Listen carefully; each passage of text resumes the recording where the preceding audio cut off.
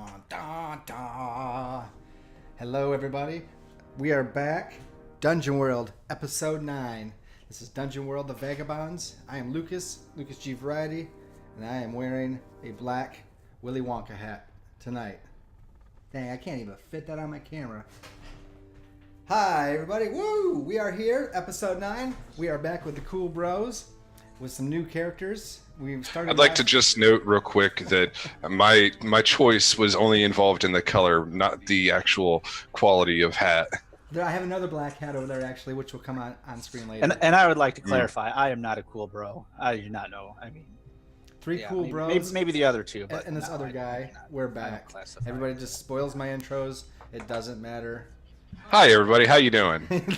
Nice to have you back. That's right. Let's face it, Luke, we're not the ones who spoiled your intro. Wait, what? There you go. Oh. That's exactly fucking right. It's right I on don't the nail. spoil anything. These are all I don't kill characters or anything like that. GMs, I don't kill characters either. All of these things do. Just saying. That's an old shirt. I can't even barely squeeze into it. But what we can squeeze into is these characters. I hope we can fit back into them. I have to play a dragon. These other guys have to play. Two of them are new. And yeah, we are back. Did anyone want to do a recap of last week for a little experience point? I always dangle that as bait out there. I'm going to be busy selecting what I'm going to be leveling up with. All right, so I guess that means Dem or Thad. I mean, area I guess I'll do it. Yeah, that'd be great. To the best of my ability. So yeah. When we left up last time, Rudiger and Thunkel were going at it, while Kareen and Area were just kind of like, cool.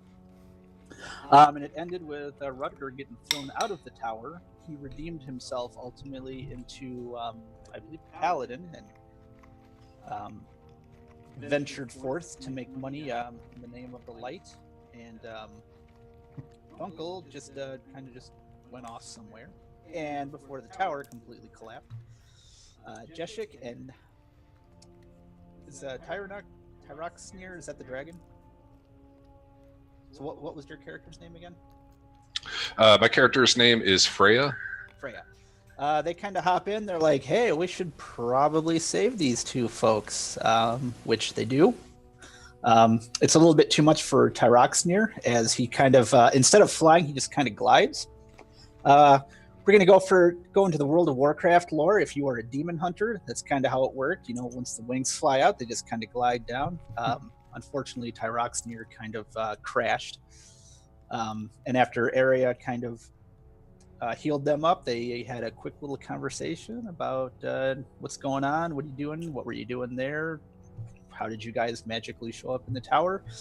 And then this creature, I forget the name, as expected, decided to invade the party, and a fight ensued. Area lost his sword.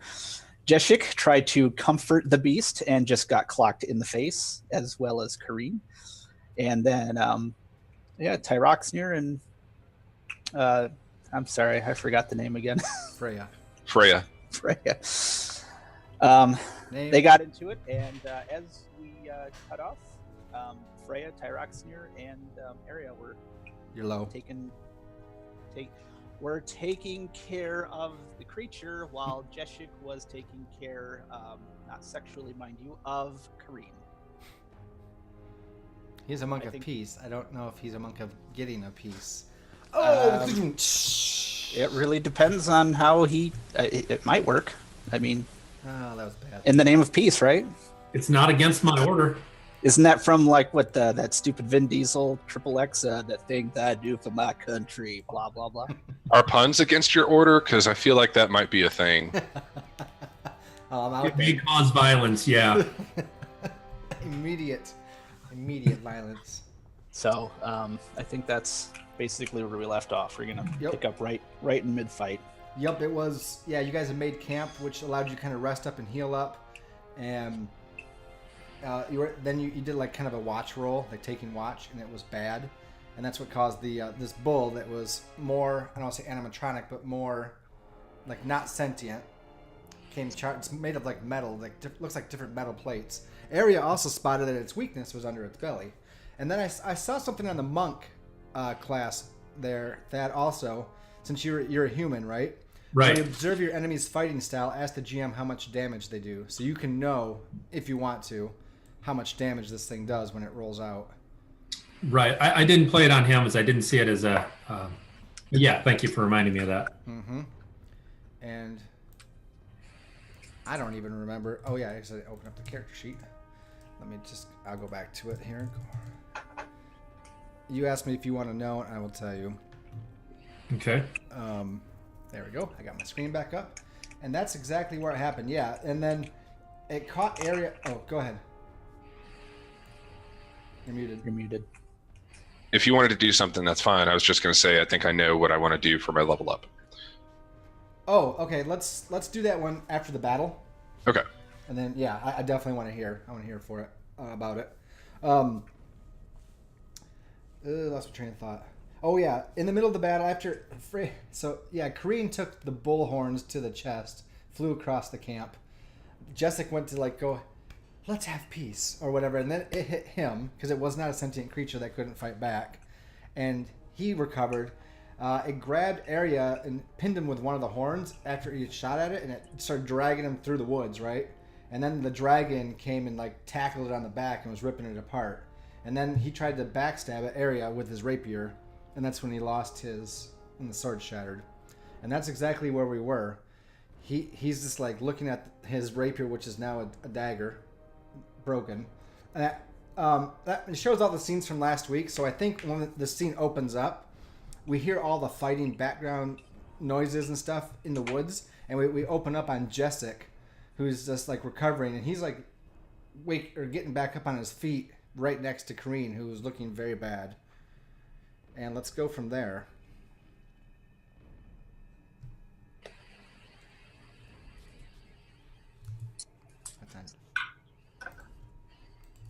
We're taking off with Kareen and Jeshik? Yes. That's what I was going with. Okay. Then I'm just going to assess her wounds. Is she conscious? She's more like... All right. She probably wishes she was unconscious. All right. Well, I will apply one of my bandages. All right. Bandages. 3 uses. Slow. 5 coin. How much do they heal? Do you know? I don't. All right. Let's look it up here. Where's my main book? Dungeon World. Undertake a perilous journey. No, we'll come back to that. It says, 5 hit points. Sorry. 5? Yep. Okay. You probably just saved her life there. Cool. Which is weird that her chest got caved in, and you're like, bandages will make everything all better. Sure. You know what? Tell us how you use bandages with maybe your key power to to help this elven woman survive. What is it that we see? Maybe it's not. I mean, it's however you want to describe it. But what do you do that keeps her alive and actually heals her a little bit? I think they're non-magical bandage. This is just applying first aid. So it's simply staying her wound and stabilizing her fractured ribs. Okay. All right. Using a series of sticks or splints or whatever you need to do to keep her alive. Right. Okay. I mean, mechanically, it's not going to change. I just wanted to know colorfully, I guess, what we saw. If it's as simple as that, that's fine. No, it's a simple thing of gathering the natural sticks and things and bandaging her wound and rubbing dirt in them. You don't have any Robitussin, so you can just... It's fine. I mean, hey, the dirt's probably magical, so maybe it has healing properties of some sort.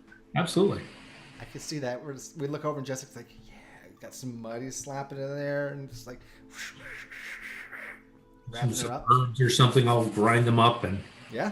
Okay. Yeah. I think that's a fair scene. Yep. All right. It works. And then, she just puts her arm on you, because wasn't she the one that healed you? She was. So it's kind of cool. She just kind of looks at you. She's like, "Thanks. I guess we're even now." There was no debt owed. And you guys just have that moment where you look at each other and just all right, maybe there's a bond there of some sort, you know. and then I think the camera like blurs away and like blurs through the forest, like just just a swipe shot, and we come back to the action. Now. What's up? As they exchange glances, like 2 seconds later, it's back to that. Jeshik takes care of her. No, wait a minute. No. That's how he heals her. We're not going there. I already went there. I won't go any further. You know, initially I wasn't even thinking that. I was like, okay, this is just one of those telltale things. Then I thought about it. I was like, God damn it, Dim. Sorry, I do that all the time. Just make people blush or shake their head. Like the cat in Puss in Boots in the background. It's just, anytime something says, he's like, oh. If you know what I'm talking about, Google it or YouTube it. It's great. Anyway, so we swipe shot real fast where we find the Gorgon taking care of area, I think, if we're going to be fair here. He's looking at his broken rapier, and the dragon's like just stepped off, or Taraxnir's like just stepped back with Freya on the back, and he's like, "This creature is upsetting me. We're having a nice campfire discussion, getting to know each other, and this mechanical beast, which I hope is full of gems, comes out of nowhere and just starts ruining our evening." And he's talking while he's like fighting and banging on this thing on the side, right? He's just like, I am most upset right now. And what do you guys do? Freya's just like, well then, we'll just have to ruin his day, won't we? Yes. Let's see what's inside. Maybe he is like one of those things that you hit with a stick and all delectable gold pieces fall out. Children call it candy, but whatever. Freya's going to take her spear and try to stab at one of the wounds that Tyroxnir inflicted. Okay. Yep. The bard has not shared with you where the weakness he found is in the creature, but after several of the iron scales on the back of this thing have been ripped off, you can see that there are chinks now opened up in the armor, right? Yeah. So let me just switch my screen here, and we'll go to, I guess, unless something else, I'm believing that's a hack and slash. Yeah, sounds good. All right, hacksy and slashy it. All right, so that's an 11. 11. Hey. All right. So you deal your damage to the enemy and avoid their attack. On your option, you may choose to do an extra D6, but expose yourself to the enemies. I'm not quite as tough as Rediger. I think I'm a little bit smarter. Considerably smarter, in fact. So I think I'm just going to roll my regular damage. A turtle is considerably smarter than Rediger. Yeah, I would agree. Okay. So... I'm not even going to lie. But apparently I do much less damage. Do you? I did 1. Ouch. I don't think it went through, my friend. Yeah, that's unfortunate. Let me go. Where was it? Yes, no, like you hit the spot, but the mechanical bull twists just in time, and you don't lose your spear, but just as you're about to hit the sweet spot, you bank off the edge of this hole that's like this big, and your aim misses just a little bit. Okay. But it turns and it starts bucking, like kicking its back legs out, and just, and you see this green smoke coming out of it, and it's like it's like distilling in your vicinity. You're just like, oh, it's horrible, and it looks like it's just about to do something to you guys. Area, do you do anything? So if you say my sword is a dagger, does it still have piercing? It depends on what dagger is listed under in the main book. Oh, that's true. I would say it can function like it. I'm just thinking, like, if it's cracked, then it might. I mean, it still might have some really sharp edges to it. You know what? Let's see. A dagger, shiv, or a knife it's hand. It's 2 coins and a weight. I mean, you still roll your damage if you hit with it, but you have to be super close with it. Like close is between like you and a few feet away, but hand is the range, which means you got to be. Aren't I still snagged on it though? I think it threw you off, and then you got up and you tried to rapier it, and that's when the rapier broke on it. Okay. So no, you're free, and it turns its back on you, and it's about to try to gore Taraxir and Freya. What do you do?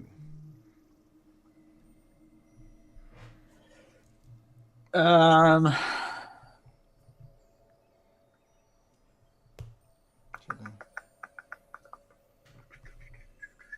I'll do something. I have no problem doing that. I guess I'll try to hit it with a bow and arrow. With my bow and arrow. I think we established in the fiction that you shot it last week, and then it hit you with its That's horn. right. So I don't have it. Mm-hmm. Oh, crap. Well, fiddlesticks. All right. I mean, if you weren't in the position you're in, I would say maybe play something that would help us or that would detract from its ability to do damage or something. Yeah, I don't really have anything that can detract its ability. So if that's the case, who's it looking at? It's about to gore the other two. Jessek's not on the scene right now. He might be catching up No, in a sorry. minute. When I say the other two, Jessek, Tyroxnir or Freya? You can be coming on screen at some point if you wish. All right, maybe after this move and after the reaction. Okay. I'm sorry. Go ahead. What I meant is Tyroxnir or Freya. Well, both, because Freya's on his back, so he's about to go up, and I guess if I had to pick, mechanically they share the same HP pool, so damaging one damages both. And you kind of know that because when you healed them, you saw how the healing divided between them. So they're essentially one person. One. Okay. I guess. God help me. I'm going to do Arcane Art on Freya. All right. I guess we need some Rizzols. Yep. From Usos. 10. So on a 10 plus, ally gets the selected effect. So Area takes out his mandolin. He starts playing some tunes, and Freya, have you lost any health? I have, yes. I'm at 17 of 20. 17 of 20. Then I'm going to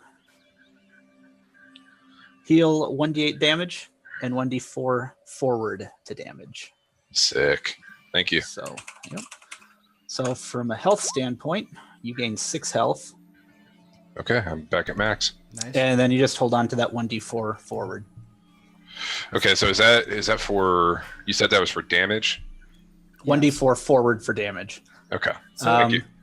So from a role-playing perspective, it's really just kind of more of the same. Area just kind of, it's playing this tune like battle ready, rallying cry and all that.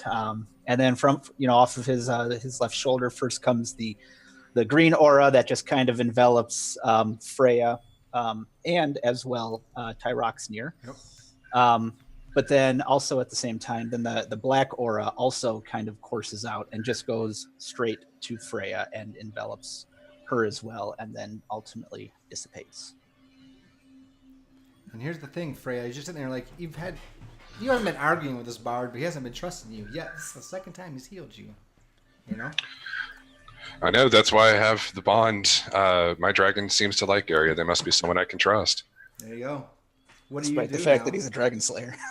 So the Gorgon looks at you as you're making the noise, and its eyes just blaze red, and then it turns back to the dragon. It doesn't know what to do for just a moment. There's just a moment of hesitation, and then whoever does whatever next. I would say I would want me and Tyroxnir to kind of flap with the jump and kind of jump over the top of this thing. So it's here, and then we're jumping from here to the top of this, and I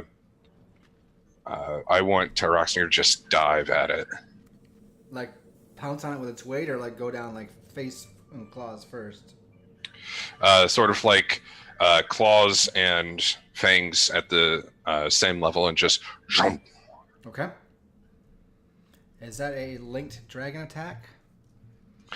That sounds like it. I was going to ask, Sure. At that kind of distance, would I be able to use the Mighty Charge ability? It says, when you charge an enemy while riding your dragon, your attack is forceful and deals plus 1d6 damage, but on a 7 to 9, you are dismounted after the attack. I mean, I think that sounds fun to me. So I think, yeah, I mean, it's distracted temporarily, and it looks at the bard, and by the time it looks back at you, you're like, you've leapt into the air, and you're not charging straight across horizontally, you're charging vertically. And Straight down. It could be a rough landing if you fail. So Yeah, it could, yeah. So you would get your damage plus a d6 plus the d4 forward if Yep. you hit. So yeah, I would say, is it still a hack and slash roll, or is it because it went through their dragon? It's something else. Yeah, it would be my intelligence, which is my link stat. Okay. Yep. All right. Oof. Uh-oh. All right. Let's take a look. I don't know what happens on a 7 to 9 with the link stat. Is it under How to Train Your Dragon? Nope. Yeah, let me look because I have it up.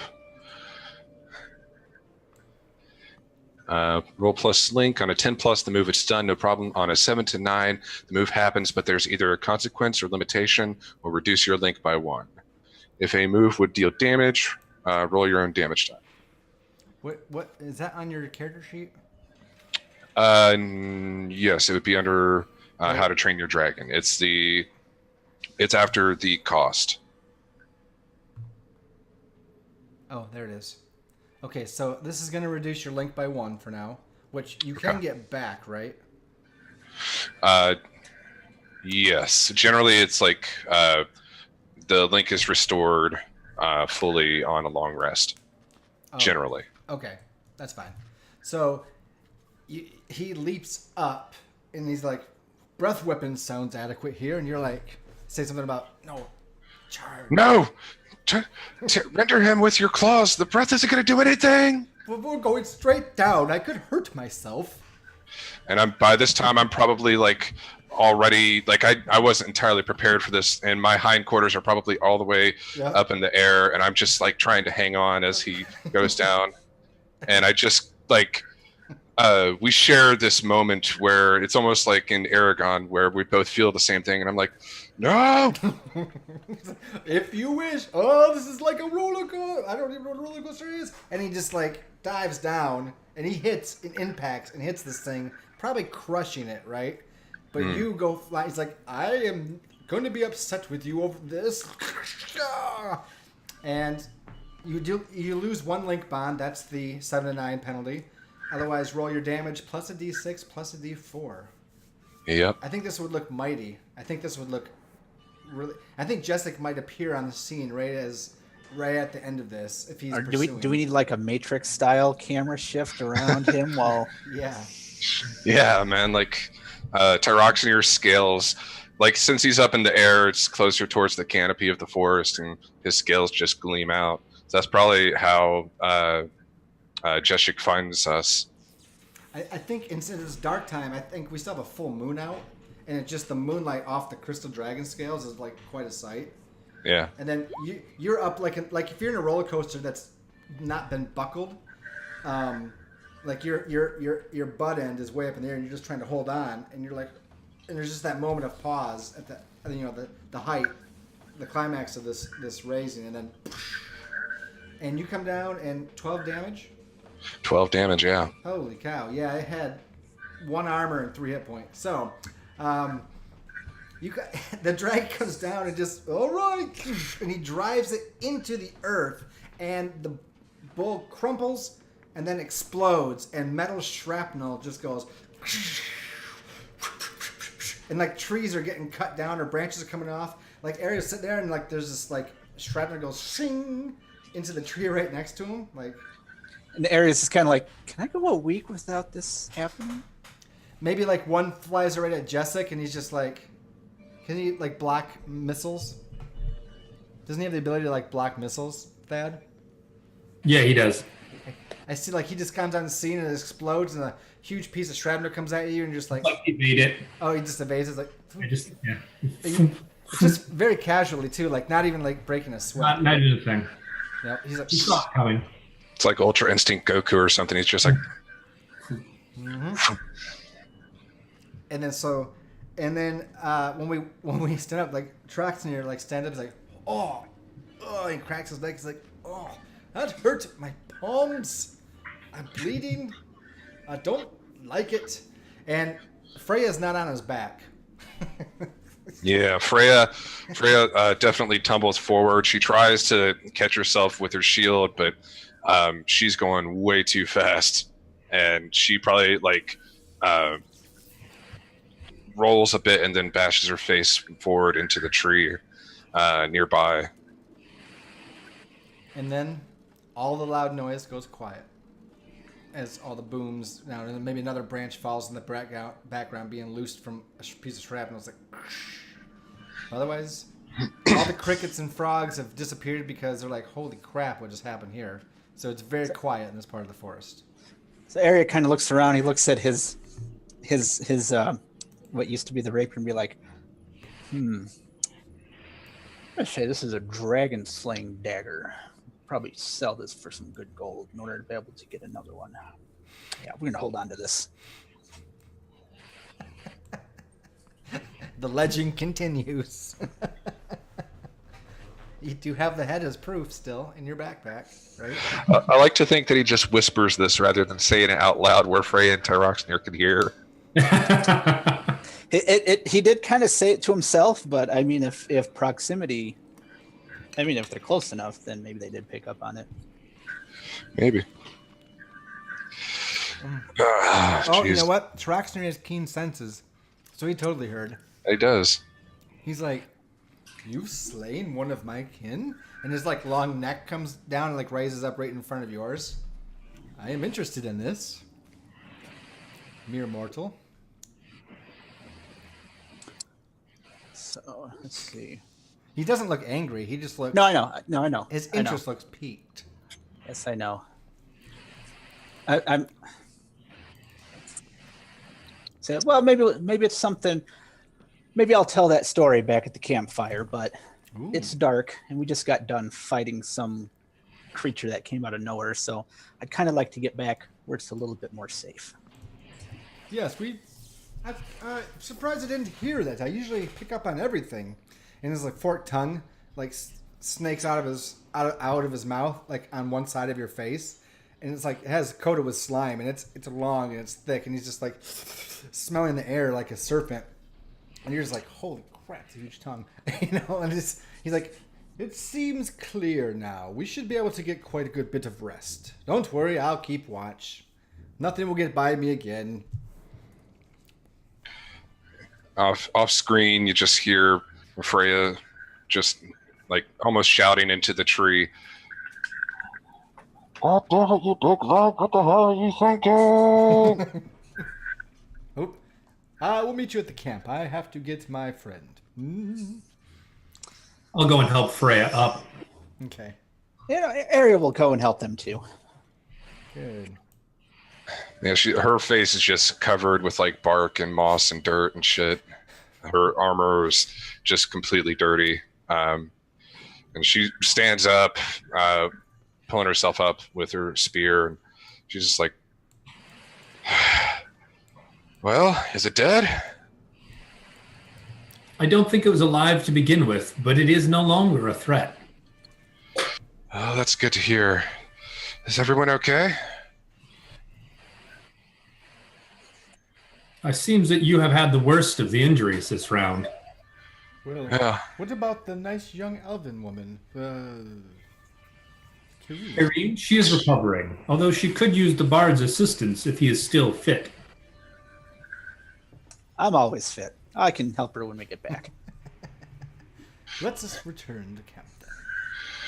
Tyroxnir, we're going to have words. Ooh, I love words. I could say them all night long. And they just start bickering as everyone returns to the camp. I think you'll still get a long enough rest to recover that and recover your HPs. Actually, I'm not sure how you're sitting, Area. I don't know how your wounds are. I'm still max. Oh, okay. Maybe you weren't injured. Okay. No, I was down to. Well, whatever your max HP is rounded down, you will recover with the remainder of the evening. So I don't know if Jessica, Kareen's gonna be fine between you and her resting. Mm-hmm. Jessica, I'm not sure. Did you have any wounds? Yeah, you might have had some. Yeah, I'm down to 12. I'm about half. What's your total HP? 21. So half of that is 10. So you would recover another 10 from resting. Oh, that's fine. So I'm good. You guys will be good by morning. Let's hear, because I think a level up happened for Freya and Taraxnir. So let's hear what the stat and the ability that went into this. All right. So the stat is going to be strength, taking it from 16 to 17. Okay. And then just my XP. There we go. The move I've been kind of looking over, and I've been wondering what exactly I want to do. I think I have two choices, but I think I think I know which one I want to choose. The first choice is Dragon Eye.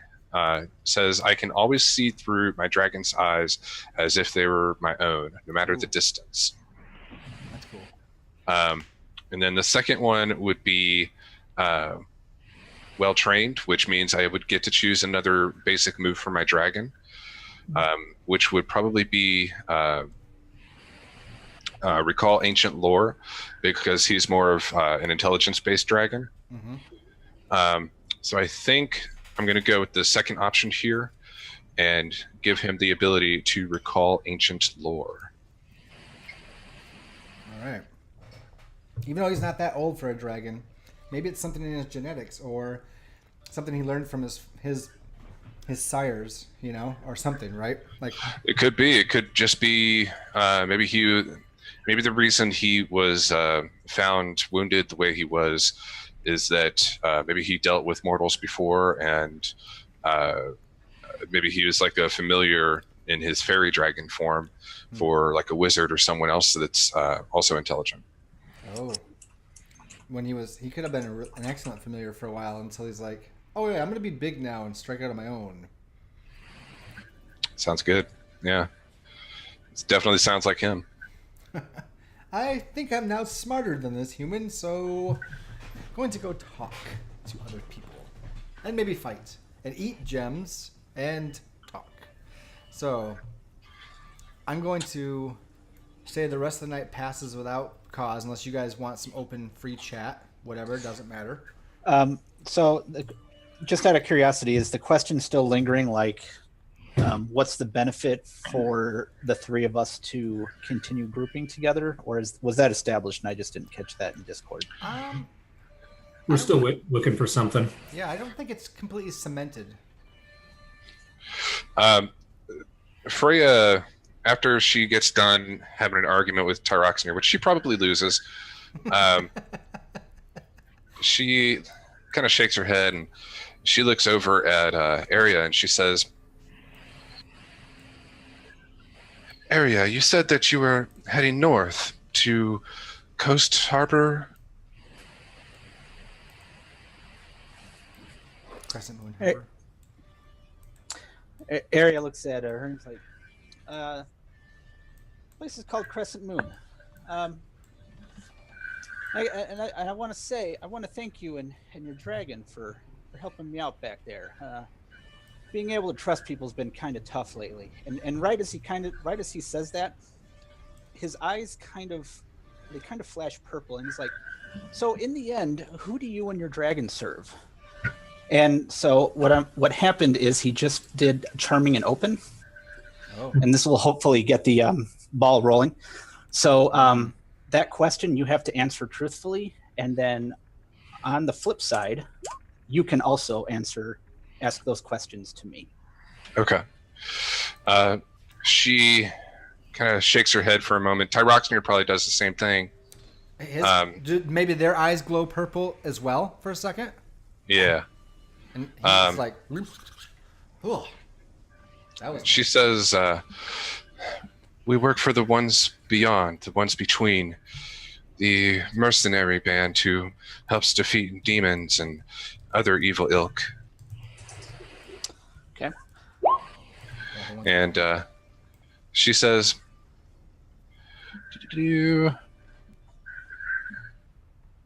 she says, but if I might ask, what do you most desire? That's the one I thought you were going to say. Anyway. There's a device in that town. One sec. Sorry. Yep. It's called the Crimson Phoenix. It's actually a flying machine. I was a part of a group that basically ran errands between town to town. You were drivers.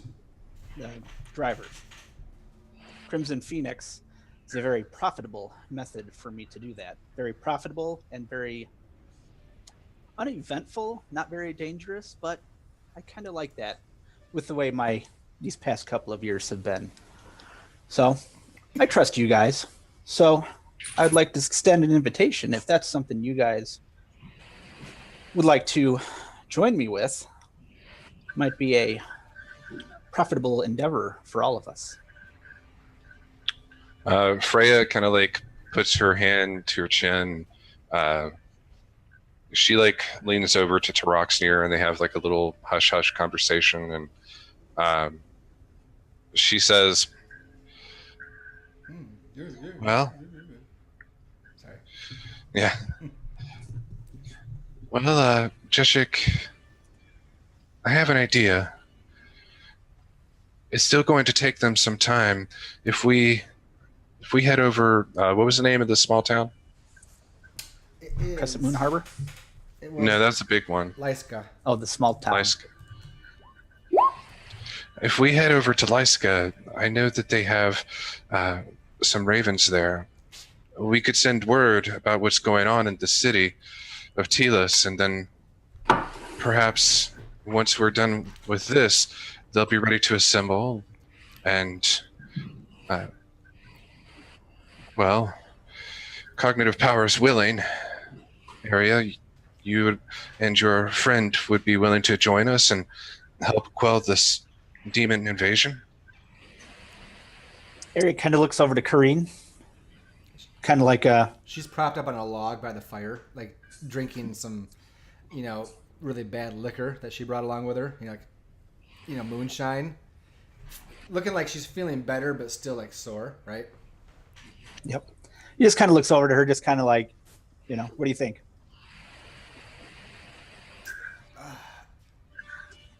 I desire fame and glory like you. I think if we can get this is a legendary item, and then we use it to quell a legendary battle. We're made for life. We'll make a bardic epic that will be beyond belief, and we'll have the proof of such. And as a bonus, we'll have defeated a lot of evil, which everybody will appreciate. I guess so. She thinks a lot like you, right? She put that on at the end on purpose. I was up until that part. I don't know. What I'm thinking about, I still got a grudge I got to settle. Well, With someone who kind of left me for dead up there. Rudiger's there, but more importantly, are you talking about Thunkel? Mm-hmm. Yeah, she's like, Rudiger is there and could use our help.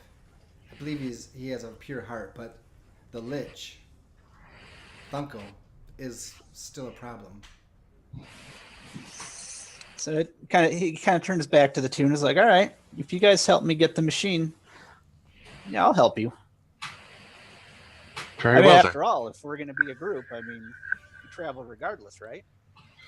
Of course. Jeshik, is that okay with you? Of course, Freya. Anything that will quell the uprising is worth pursuing. Very well then. And Freya holds out her hand. Taroxnir probably holds out his paw. There he is, kind of like, Does he try to like shake both? That's perfect.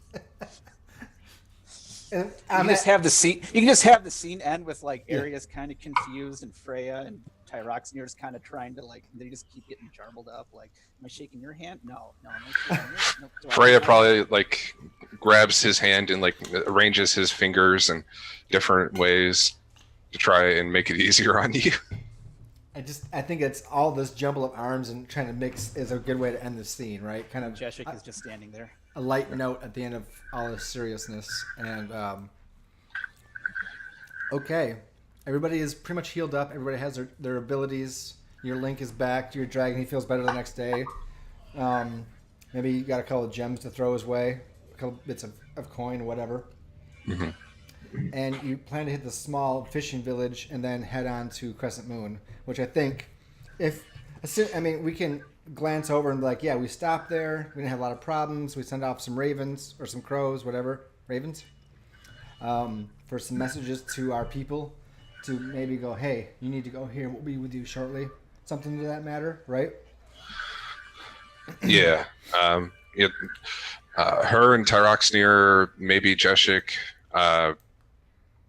go into the town and just kind of ask for ravens and send off a message to a fortress saying that the town of Telas has been overrun. The artifact keeping them in control, we believe to be destroyed. Demons rampant. Need reinforcements in order to quell demonic invasion. Okay. Just out of curiosity, did Area and Tyroxene have the conversation about why I have a dragon head? Yeah.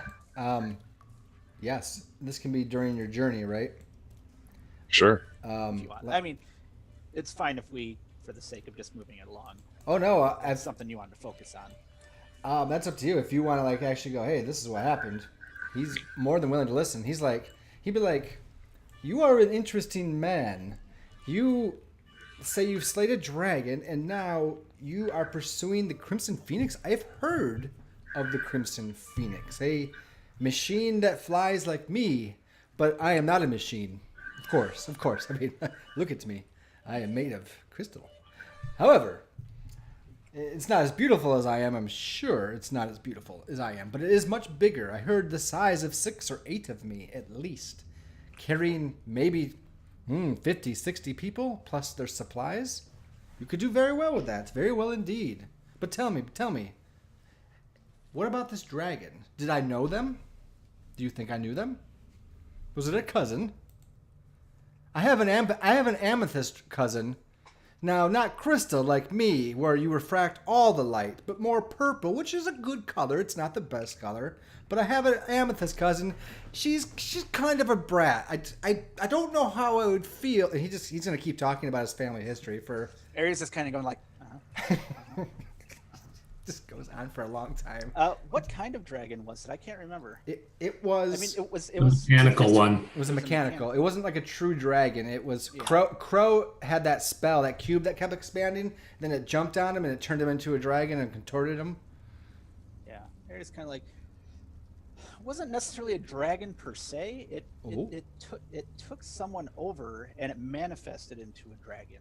And then my crew at the time, we were battling it. The really beefy guy. I mean, he was on death's bed basically. If it wasn't for me, the wizard, the one that actually was in the old city, he was just kind of standing there too. It was me ultimately. I was the one that had to put it down. But absolutely. I don't think not an organic real life dragon, more of a mechanical one. Much like pulls it out. He pulls out the trophy and he's like, I mean, this is what it is. I mean, I got to keep it. I mean, how often does I mean, I'm amazing with words. I'm great with music, but I'm not really a dragon slayer. So, but you maybe. Well, not a lot of people would think I'm a dragon slayer. So I mean, I got to have the proof. You're a mecha dragon slayer, but you can just take the mecha off. I would. He's like holding it up, like Hamlet holding the skull of York. Or well, I don't know if it was. He's like, Aries like, yeah, we don't need to go into the details of whether it was a real life dragon or not, but if it was a dragon, it's a dragon slayer. He probably licks his lips looking at it. Don't eat it. That's It's not made kind of. of takes it back. It's not made of gold, silver. It's not even made of gems. I couldn't even eat that thing last night. It had nothing inside it. Pinata, by the way. Pinata was the word I was looking for. It was not one of those. That's fine. I need it though. I mean, look at me. Do I really look like someone that can kill a dragon? So I mean, I got to show them. You know, it really was. He looks at Frey's like she looks like someone who can be a dragon knight. However, when it comes to mortals, I don't know who looks like they could slay a dragon. In my opinion, none of you do, because dragons usually kill you all very easily. Which is why I have it as the trophy. He goes, I would just say, and he gets down close to you, goes, you couldn't keep the real skull because it was rotting, so you made a replica to represent its size and shape. I like that. Yeah. And then he picks it back up and he's like, but very well, it's nice. Let's continue on. Yes. Good story, Bard. You are very good at stories. I am a humble bard. I'm a humble dragon slaying bard. You're right. The dragon does like the Bard. There is something that you must be able to trust about him because they seem to get along fine. Right? Oh, boy. We've gone there. Yes. All right. Any other further conversation? You're muted if you said anything, Sean. Oh, yeah. Freya's probably just riding him like this. Uh-huh. Uh-huh. They're just rabble. And Kareen wasn't there. She still grudges about not being on that mission because that's what started that whole NPC relationship, and decides to walk with Jessica instead, right? Probably. And probably maybe taking turns riding the dragon, whatever, since there's no horses in this game, apparently. You guys are mostly on foot, traveling north for... Okay, that's another thing. This travel north is going to be like a 4-ration journey. So as far as your rations go, it's going to take you 4 rations before you reach the coast city of Crescent Moon Harbor. I was going to hope that if there are ravens that will fly to the outsiders, there would also be an outpost where I could get some rations because I have neither money nor rations. But I kind of assume we'd be supplied or be able to resupply through this group. Yeah, let's take a look at the cost of rations. You can work for your supper. No, venturing gear. Dungeon rations are 3 coins for 5 uses and 1 weight. So it's only 3 coins. I know you don't have any, but you can talk to your companions or see if you could try to, charisma your way into getting some free food or whatever. I'll offer to work for food and try to maybe while we're in town, Freya can go send a message and I'll see if I can find work or service at a local monastery or house. I think it's a small fishing village. There's not much here. Mm-hmm. They have some kind of... It's more totem based, right? It's more... I want to say witch doctor based. It's a village that is both... it's weird. It's a village of both halflings and goblins that coexist. And Area will buy rations for all 3. You're going to buy rations for who? All 3. All 3 what? Players. Oh, all 3 of you? Yes. And you say it's 3 gold for 5 rations, right? Yes. Yeah. So I'll buy 1 for Area, 1 for Jeshik, 1 for Freya. Okay. So you don't have to work. That's good. That's fine. Right. And Kareen, I guess, she can play for her supper. Oh, that's actually one of the abilities she has too. So you guys get free room and board. Nice. Because of her minstrelness. They're like, oh, minstrel, whoa, bard. Dragon slaying bard. Dragon slaying bard. Play us a song tonight. Everybody gets to sleep free. Huh? It's not empty. Still working on it. Thank you. So room and board will be free. She'll get her own supper. She'll supply her own food. Let's take this off. I'm hot. Whew. And then Area is buying the 5 rations for everybody. It's going to cost you 4 to finish the journey. And I'm not going to go into the fishing village that much, but it's more like a shaman type thing as their tribal leader. But it's a mix of halflings and goblins that have coexisted and have intermingled. So I was going to ask you guys, would they be gafflings or hoblins? Oh, hoblins. I like hoblins way more. Hoblins. Hoblins. I was going to bring them into being a bigger piece, but I just want to introduce them here. They have coexisted from the green and brown and orange skinned goblins to the halflings of any color skin with different color eyes and hair. The goblins having mostly red eyes or bright green eyes and pointy ears. Then you see these children in these mixes. It's just a whole community of, before your experience with goblins may have been bad, but these ones are quite peaceful. And the halflings as well. It's a very peaceful halfling pipe weed smoking village that fishes, and they use these totems all around that kind of keep out the bad energies. That's how they use, because it's a very small village, and they have no way to protect themselves from all the dangers of the wild as opposed to shaman magic. All right? Have they... I ask if... I don't know if this is a move or not, but I ask if they've seen any demon incursions on their territory or anything from Telis other than the smokestacks or fires in the distance. Why don't you discern reality? Okay. That's a plus wisdom. Ooh, I'm not very good at that, but I'll try it anyways. 7. I think you can ask one question. Okay. So let me pop those up. What should I be on the lookout for? So in regards to if there's been bad activity here. Yeah. So some old, like, this old goblin. Actually, we'll say he's a hoblin.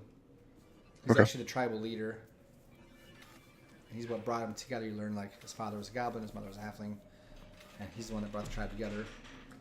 His name is Odo Fraggins.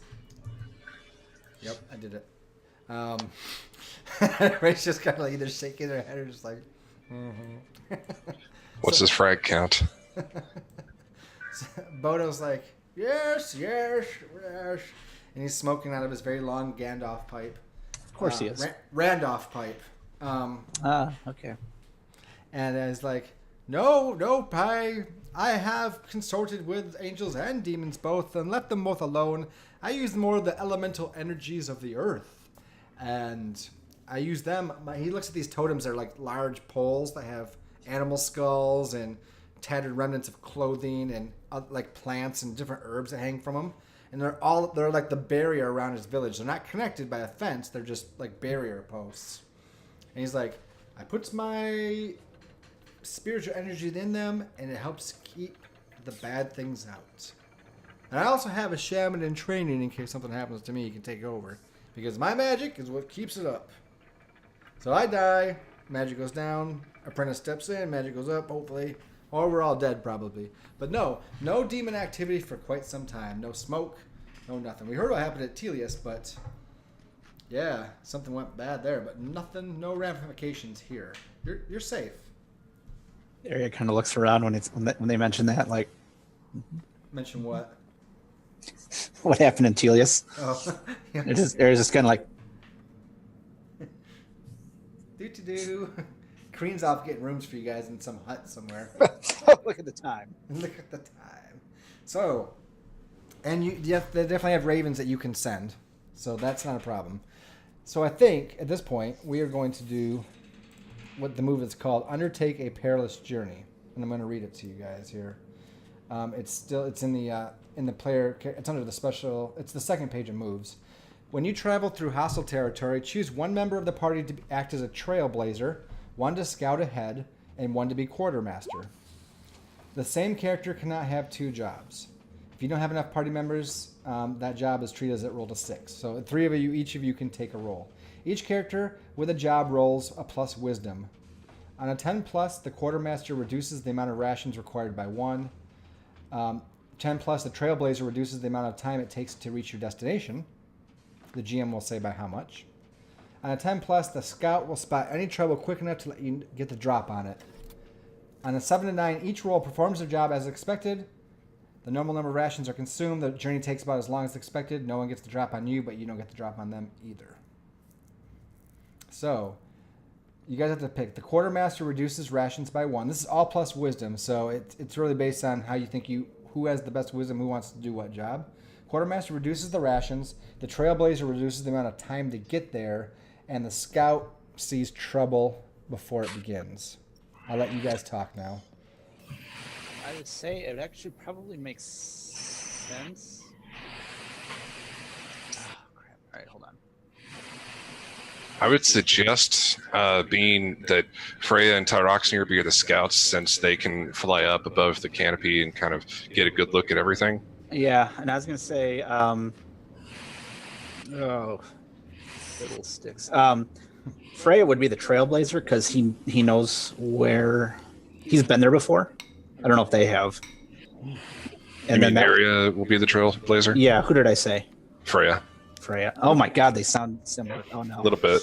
Oh jeez. I'm not angry. And then Jeshik could be like the quartermaster. That's probably the best. I think Freya would know that I'm not someone you necessarily want to trust with things requiring wisdom. No. Neither am I, but I got a job to do. Yeah, I mean, I'm game for it, but I was a bit sheltered. So quartermaster sounds good. All right, so it's a 4-ration journey, which is how you measure time.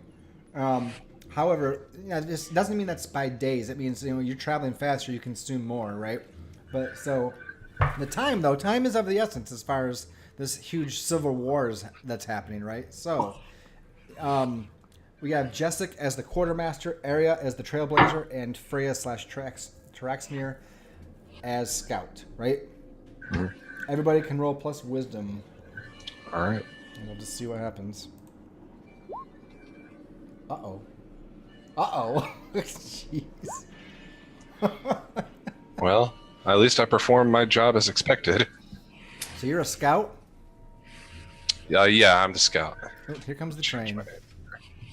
That's where. So, it's going to take the normal phantom train. You don't find a shortcut, Trailblazer. And you missed the train. You didn't get on in time. Unfortunately. Nope. There it goes.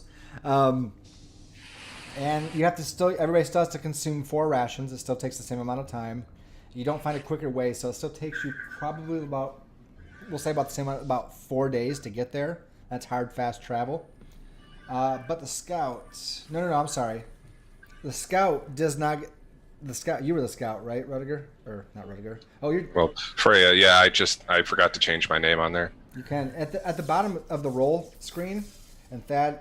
Well, it doesn't matter if you do it, but you can, type in a new name. Actually, I think you have to hit the little gear at the top right, and then you can type which name you want.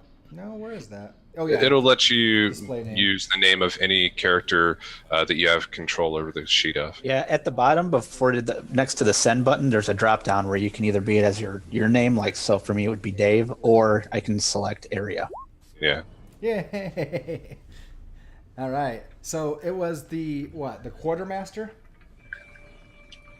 Yes. The quartermaster is Jeshik. Okay, so the bad thing that happens is it actually is going to require an extra ration. It's going to require 5 rations for this journey. That's fair. If there's not enough to go around, then everybody will take a hit on the Constitution. I think we all have rations thanks to Area. Right. Yes. So, good thinking. Not that bad. It takes about 5 days, 5 rations, and you're able to avoid conflict. I'm not going to throw any conflict here at this point. I think we're going to move on to the city unless you think, let's see, what would you see? What's a good random thing that you could try to avoid? Ooh. Be a pack of wolves or something? More goblins? I like wolves. It could be goblin riding wolf. No, other way around. Wolf riding goblins. Could be warg riding goblins. There are wolves that ride on the back of goblins. Oh, geez. It's very weird. No. You find what you find, and it's up to you if you want to go through it or not. You start seeing this clearing that is a ring of mushrooms all over the place. So there's this clearing. You go through the forest to the right, or you can try to take a little shortcut through the left path, maybe shorten your time. But you see there's a lot of Fey rings, as they'd be called. So it's a very heavily Fey infested area. Now Fey are tricky creatures, right? They are sometimes tricksters or mischievous. They could be not necessarily good or evil. They're more chaotic. Not good or bad, just more like we do what we want because we feel like it. We're free loving hippies of the forest. So I guess you can choose to try to shortcut your way through there, or you can avoid it altogether and take a little bit longer route, which is what we originally established. I think Freya and Tyroxnir would land next to the rest, and just say, Freya would just say, well, I looked ahead, and all I really saw was mostly forest, but you said to the east? Yeah, we'll say so the east path is the little bit longer path, but clear, and the west path where it forks is shorter, but Fey rings everywhere. Okay. She says, it looks pretty clear. I'm not seeing any sort of demons or evil goblins or anything like that. But what I did see is that to the west, there's a bit of a shortcut, it would seem. But it seems like it's some sort of Fey rings. And I'm going to have Tyroxnir recall ancient lore about these Fey rings. Oh yes. These mushrooms are the purple ones with the yellow spots and the veins. And he's like, I would pick one. Oh, do you have to roll that? I guess that's... Yeah, I would have to roll that, but I got an 11, so it's all good. No, he didn't get it wrong. Yeah. He doesn't pick one. He doesn't dare pick it, but he gets down and he points to it really close, the big claw. And he goes, this is an area that if we cross through the rings or get too close, we will be invaded by hordes of sprites. Now, sprites are very tiny, very, very small, little. They're like fairies, but smaller, and they're very mischievous. They're devious. They're downright devious, actually. Don't tell them I told you that. But they will play tricks on your mind. They will expose your true nature, the secrets inside you. They will confuse your senses and make you go all crazy. Like, we're talking about hallucinogenic tripping, like you're in the 60s sort of thing. That doesn't make sense. Anyways, it doesn't matter. They will craft illusions, and they'll mess us up if we are not careful. Area kind of makes some. Once he says hallucinogenic, Area kind of makes a mental note, like, I need to go back there once this is done if we don't go that route. Well, that would probably take more time if we went that way. I would suggest we just stay the course. I agree. I think it is better to take a sure path than one that will lead us into distraction. So you guys are taking the... all right. All right. So you take the east path, the clear. And I think as you guys walk away down that way, we see just inside the forest, actually inside the rings themselves, because you couldn't see them, they were like invisible. Inside the rings themselves, you see these just hundreds of small creatures like this big, right? And they're all just flying around, they're sparkling with glittering lights, and they're all just like, nuts! And they're just all like garbling among each other, like they couldn't interfere, and they were hoping they could, but you didn't go their way. Can we just can we do something maybe like as Area kind of looks that way, maybe we can have like just the random kind of like occasional kind of sprites kind of surround him, because that's what a lot of his magic is the magic is like, fairy, sprite, phase. Oh, is it? Yeah. So usually in all those auras, like the healing auras, there's like oh, that's true. Can you see them then? When it's cast, yeah. If you were to pay attention to the auras, you'd see that there's. Could you see these Fae inside of their fairy rings, or are you not that tied to the Fae magic? He could.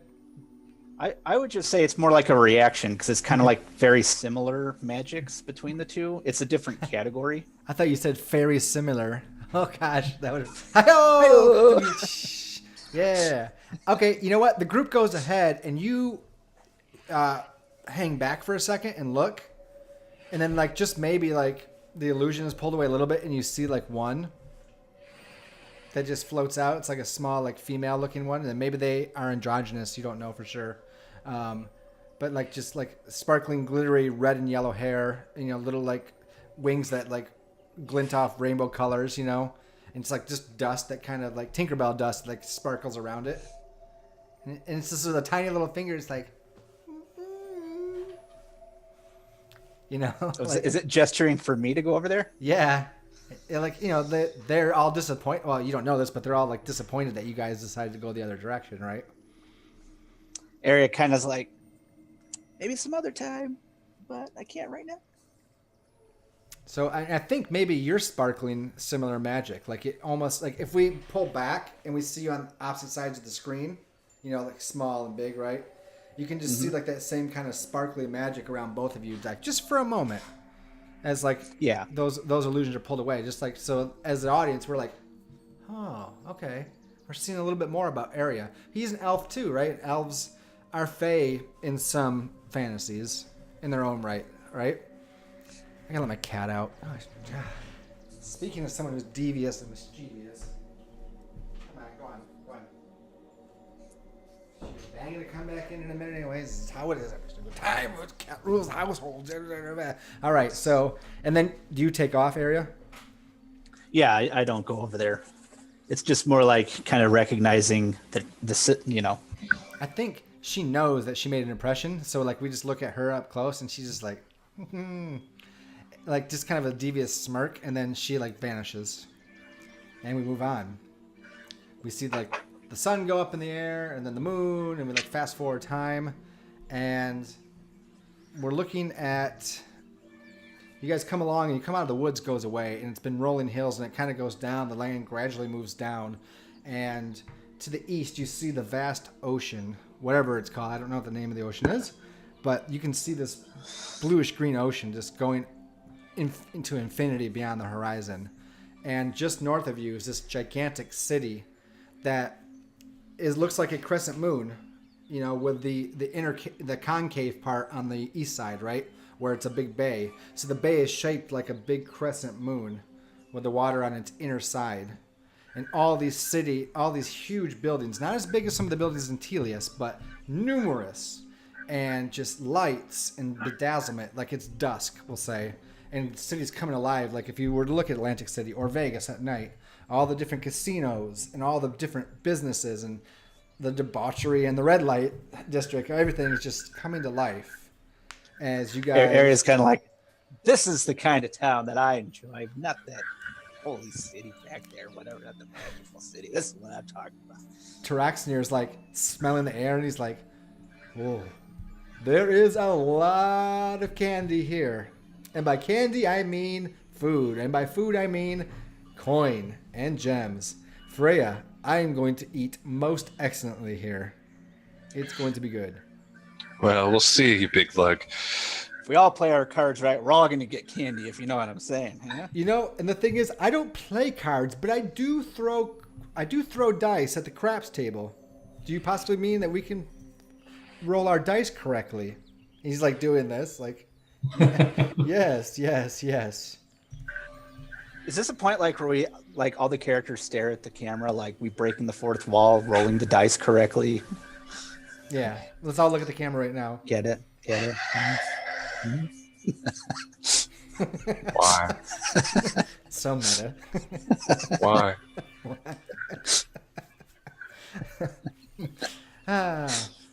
I'm pretty sure that my character is not allowed to attack anybody who hasn't attacked him first, but it's getting close with the puns. It really is, yeah. It is so against your order, too. I keep forgetting. Oh, my God. There's a strong offense being put up here. So I would like, we're in the town now, right? Yeah, it's there's not really like a, okay, so let's see, what kind of gated community? Like, it still has to have defenses, right? You can tell, let me just pull out the stats here. I put together the city kind of like, you put together like some stats, right? This is Crescent Moon Harbor is definitely a prosperous city. It's rich, mundane items and more, if you know where to find them. The population is growing. That's the tag, okay? Which means more people than there are buildings. Defenses has at least a battalion, which is at least as many as 1,000 armed defenders or equivalent. Other tags, personages, which you've heard of Zorm. And there's some more to it that I'm not going to just reveal unless you are doing some spouting lore. But there's also a market. Everyone comes here to trade. On any given day, available items may be far and beyond their prosperity at a +1 to supply, which just means not only is there a lot of stuff, but it's such a big, prosperous city. There you can find some special items here, at least as well as Telius, if not better. So I would like to use a bard spell. Okay. As you come up, there are defenders on gates, but the gates are pretty open. They just like make sure you're not look like you're a danger. And not only do you see the guards are dressed in like breastplates, and they have halberds and helmets, like those kind of conical like I don't know what to call them, but they have like the mohawk in the helmet, and it goes back like this, and they have like the wide brim on them. I'm sure there's the proper name for this type of helmet. And they have like nice plumage, like leather padded armor underneath. And the thing is, their breastplates and their helmets and their weapons all have different colored gems in them, depending. So they have like amethyst, and they have gems and precious stones. It's a combination, and they glow with power as they come. On top of that, you see that there are elementals at the gate. Like at the gate you're at, you can see that there is a large rock that is humanoid in shape. So they have like air elementals, fire, stone, water. They have just different big creatures that are made of magic that wander around to these different gates, and it's really well defended. All right. I just want to kind of put that picture in your head. But as long as you're not being like, hey, we're monsters and we're attacking, you're going to have no problem getting in. All right? They don't mind a dragon coming in? I don't know. You guys are approaching the gate. Well, first I want to see what Aria's thinking with a spell, but you got to say you're approaching right now. It's not a spell per se, but it's called a port in the storm. Okay. So when Aria returns to a civilized settlement that I've visited before, I tell you when I was last there, and you tell me how it has changed since then. Oh, I like that. That's great. On top of that, and I might save this for later, when I enter an important location, I can ask the GM for one fact from the history of the location. You can do that whenever you are ready. But you want to do the first part first?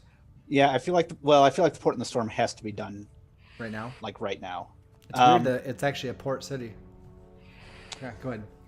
I gotta say, if it's Atlantic City, Ariel probably likes the city, but there's entertainers galore here, right? Yeah, but at the same time, how long did we establish the Vagabonds for traveling? I think like 3 years. I think 3 years, yeah. Would we have taken breaks, or would we have constantly kind of traveled? I'd say it's probably been 3 years since you've been back. I think we've taken breaks, but have we been back here? I mean, here's the thing. Rudiger could go drink and whore and have fun. Aria could entertain and become popular. And Thunkel, this is a place of power. He would have been... he might have rubbed elbows with Zorm himself. Who knows? It's also a major trade center, so a lot of caravans would head to or from.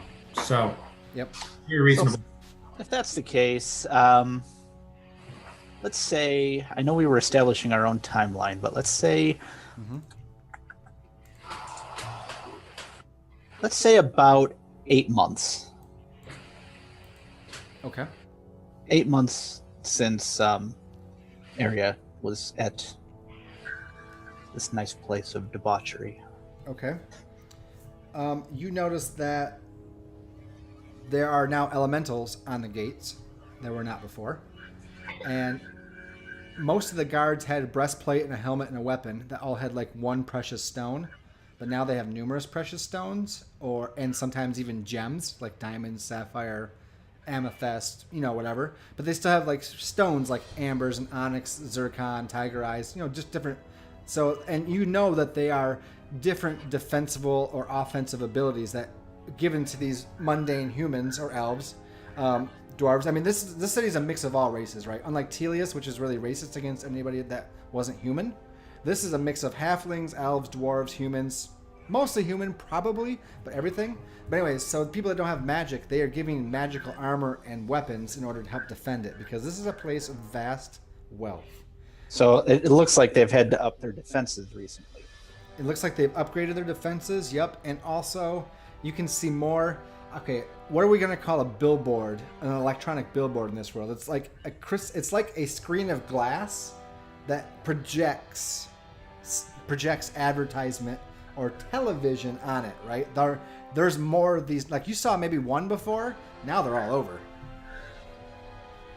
So like, come over to Snappy Doos and buy your favorite candy. And you there's gonna be this bewilderment of like intrusion of advertisement coming in your face. There's stimuli everywhere, right? Okay.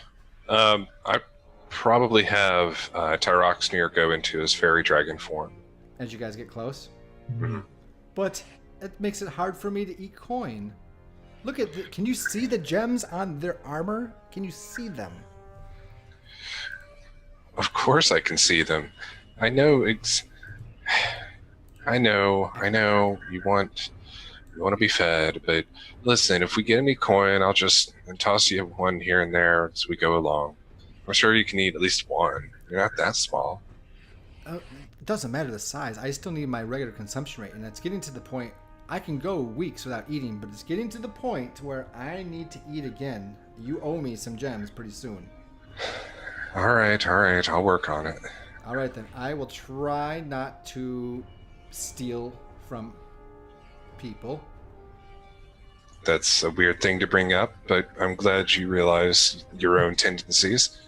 I said steal. I meant borrow permanently. Toodaloo. And he just like, and he's like, you guys see the dragon go from the size of a horse, a little bit bigger maybe, right? To something that's like the size of this mini.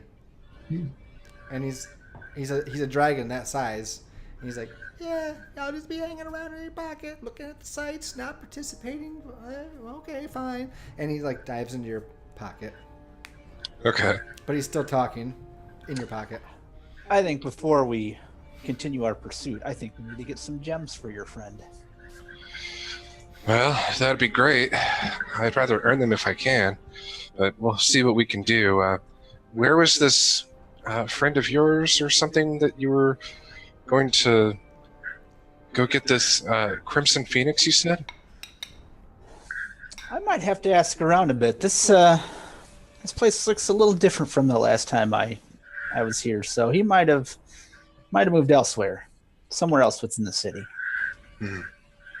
Jeshik, do you know anything about this place? Probably not. The local temple. One of my temples may be here. It's a big enough city, and they have a lot of information for us. Very well. I want to see if there's a temple in the area. Can I roll? You want to spout lore? Yep.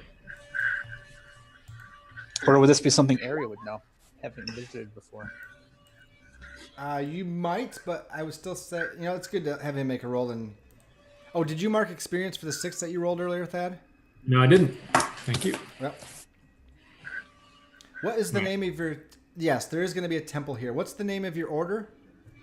Oh, jeez. Or I called that. Or the temple itself? And it was something with the peace walk or peace... Something. Yeah, I don't recall what it was. It was, we call it Temple of Cedars. Ooh, I like Temple of Cedars. It relies like the cedars smell really wonderful. I mean, if you have like a grove of them, it makes me think of like calm, peace.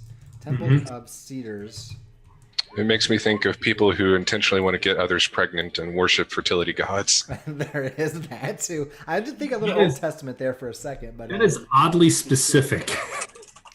I at one time played a cleric who worshipped a fertility god, and spelling is everything. There's a pun on screen. Let me switch. Oh yeah. Temple of Cedars. Well, we're puntastic tonight. All right, I'm gonna be right back. So you guys Jeshik, free talk about what you want to do. I'll be right back. Yeah, I need to. Wait, what did he want us to do? I don't know. Something. Talk about things that were impressive and important. Yeah, talk about how you're going to go to the temple and whatever you're going to do for a second in character. I'll be right back. All right. I think my brothers have a temple here. We can ask them for information about the city and perhaps find a quiet place to stay. That sounds nice. Quiet. That doesn't sound very fun. Well, perhaps, but after all of the travels that we've had and getting here and having to fight off that horrid creature, I'm ready to put up my feet and maybe grab a bite to eat before we go looking for some gems or something to feed this little guy. Fair enough. We head to town, and I don't know. I imagine there's probably people we can ask for directions, unless you guys have a more interesting way of finding where the Temple of Cedars is.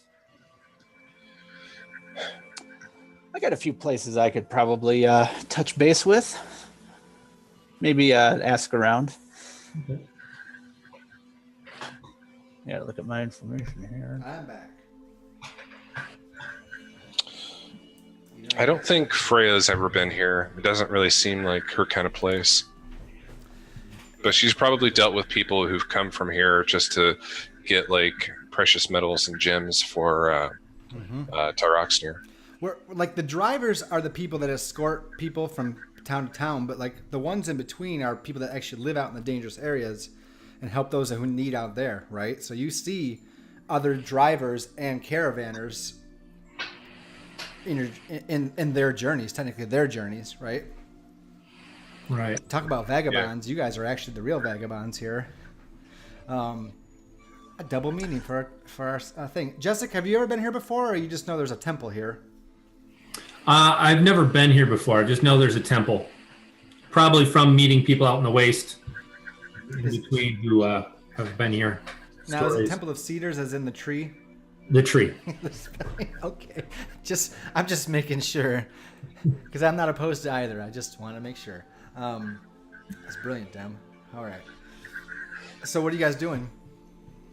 It kind of sounds like we might be splitting up for a bit. Oh, this is always perfect. All right. Kareen's like, all right, what do we do? Because she wasn't paying attention like I wasn't. I think the plan was that we were going to head to the temple real quick, and then once we have like maybe some directions or something, we were going to have Arya speak with some of their contacts and get some information on like directions as well as where this warlock might be or something like that. Okay.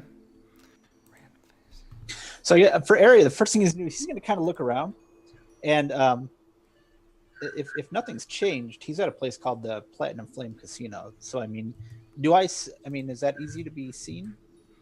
The Platinum Flame Casino. So you got the whole Crescent Moon Harbor, right? If you think about it on a ground level, right at sea level, because it would be low there, right? As you go up to the backside of the crescent, the land gets higher. So, like it goes up, like it becomes more hilly, right, in the city. Like the streets go up from the bay. They curve up to the top. So in the center, if you draw the crescent moon shape here, in the center of the backside of the crescent moon, where it's the highest, that's where the Platinum Flame Casino is. So it's basically at the crescendo or the peak of the city. Okay. And it's basically a palace, which a lot of casinos are, right? It's like a hotel. It's a place for gambling and entertainment. And the thing is, you can see it from there even at night because it has torches, gigantic torches all around its perimeter, and one giant one on top. They look like gigantic candles, and all the flames coming off them are a silverish platinum color. And it is literally a beacon. Like it's more effective than a lighthouse would be, like easily, right? And this platinum flame just dazzles over the rest of the city. It puts it to shame, even though it's colorful lights everywhere. So even where you're standing, you can see where it is because it just stands above everything else. That's a freebie because I want this place to look awesome.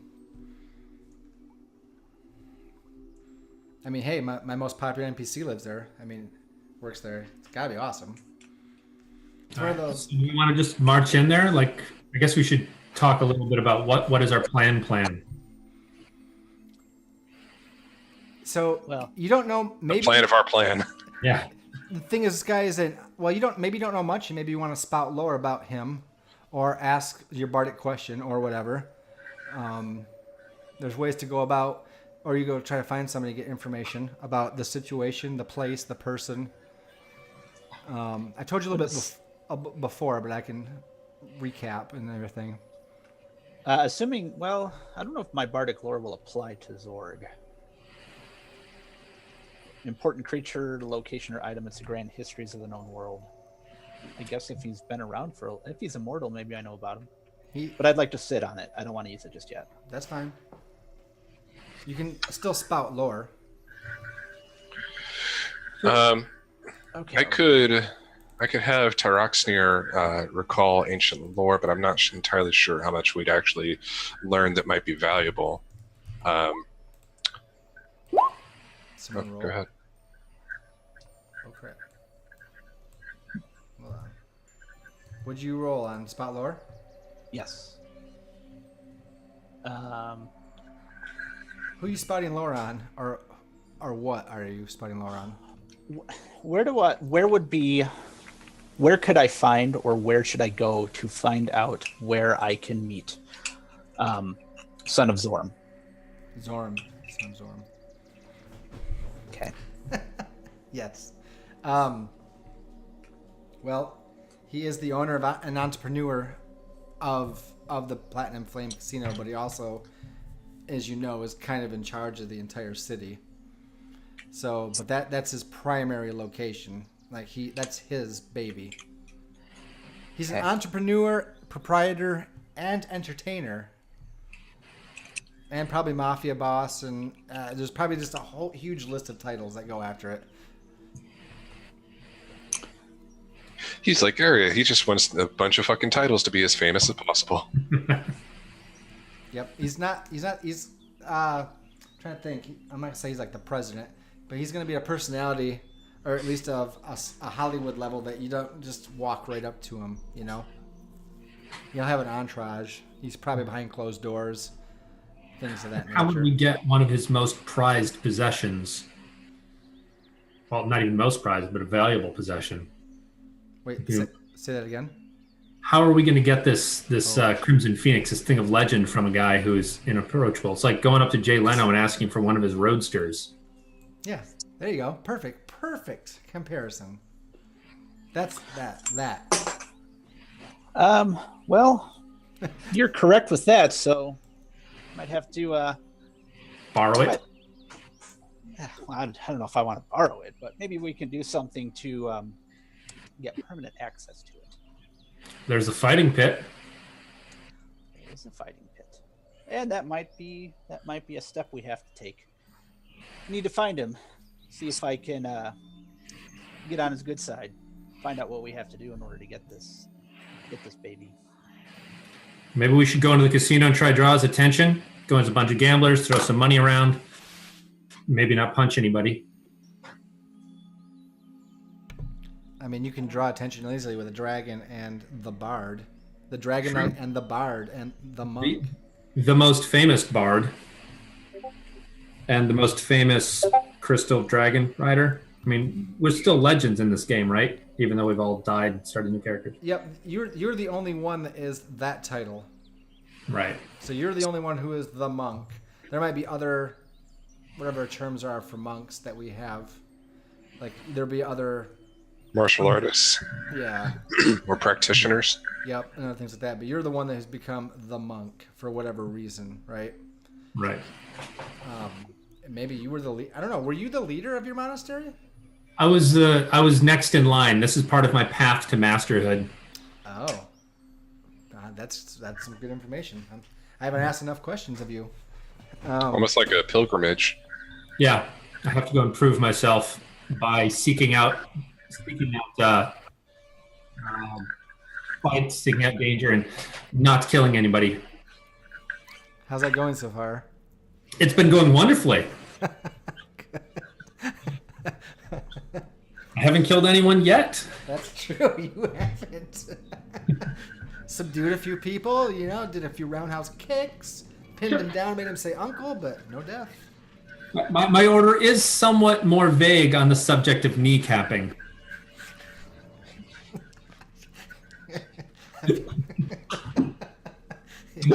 As it would be, yes. Yeah. It's not. They're not really rules. They're more like guidelines. I mean, he's better than Batman. Batman just lets people blow themselves up. Oh man, sometimes Batman's not a killer like in the Christian Bale movies, and then sometimes he's like Ben Affleck Batman and he murders everybody. Yeah. Right? I mean, there's different Batmans. Oh no, he does. I think it's like the second Batman movie where he was against the Penguin and the guy like comes up to him with a bomb or something and he just like throws him into a trash chute and guy just explodes. I mean, if you think about it in reality, he's a trained ninja. He's an assassin, right? He's trained as an assassin. Batman? Yeah. Yeah. That's what he is. So He's also a rich man who goes around beating up the mentally unstable. So. Well, he's a mentally unstable rich man going around beating up other mentally unstable people who are perhaps not as rich. we've just explored Batman's psyche completely. Yeah. That's it. It's over. Done. All right. Nice playing, guys. See you. All right. So, what do we want to do? We want to try and like go into the palace. I guess ask you like if you wanted to go to your monastery or to rest, or it's the monastery's there just for a headquarters for us if we need a place to be. But I'm okay just going straight into this guy's casino and seeing what happens. My character is one who's simple and direct, and he'd be happy to just ask him. Mm-hmm. Okay. What she's going to say is no. Okay. I mean, let's go with that, right? Sure. I can work with that. I suppose I could have Tyroxnir just like grow back to dragon size and ride him up to like a balcony or something and just do it that way. But then, that wouldn't necessarily be in line with Freya's character. It would be more in line with Tyroxnir's character. When you talk about going, he hops up on your shoulder, right? He's like, we should go and make an entrance. I agree with the monk. And then he hops over to Kareen's shoulder and he's like, you agree with me, don't you, sweetheart? He goes, we can throw some dice and sing together and have some beverages that are alcoholic in nature. And then he jumps over to the monk and he's like, we're direct and we just ask. And we have coins to eat. Which is most important. I guess a drink would sound pretty nice. The thing is, I'm not going to harm anybody, and if we're not causing harm, I don't see why they wouldn't let a dragon, amongst everything else, walk in there. I mean, I don't need to fly around and break stuff. I wouldn't do that. Arya was kind of, we'll just say with me leaving, we'll just say Arya was just kind of his own little world. He kind of snaps back and is like, sorry, what are you guys talking about? Going to the... We were wondering why we don't just ask. Ask what? Ask for the Crimson Phoenix. I mean, we can if you guys want to do that.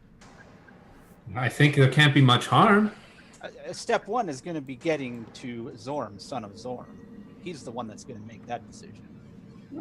After that, I'm sure he might be willing to part with it, but we might have to do some favors for him. Then you're low. Well, Tyroxnir, I guess you win this round. He just makes like an invisible check in the air, like he goes 722 for me, 0. He's like saying it to himself. He's like 0 for Freya. Yeah, don't rub it in. Arya, we were just going to fly right up there, and she points to like a nearby balcony, probably like at the top of the casino or something. And just, well, I guess if he's gonna live anywhere, I imagine he probably lives there, yeah? So you're saying that Zorm, son of Zorm, we're just gonna fly right up to him? Why not? Just enter the casino, we could just do that. Yeah, why don't we just try walking in the front door and ask someone? I think that might be better. If we fly up to his personal balcony and interfere, he might not like that. You may misunderstand our intention. All right. Well, we'll save it for next time, Tyroxnir. Do I still get Maybe to we like? can ask if we can fly up to the balcony. You're really low, Dem. Still? Yeah.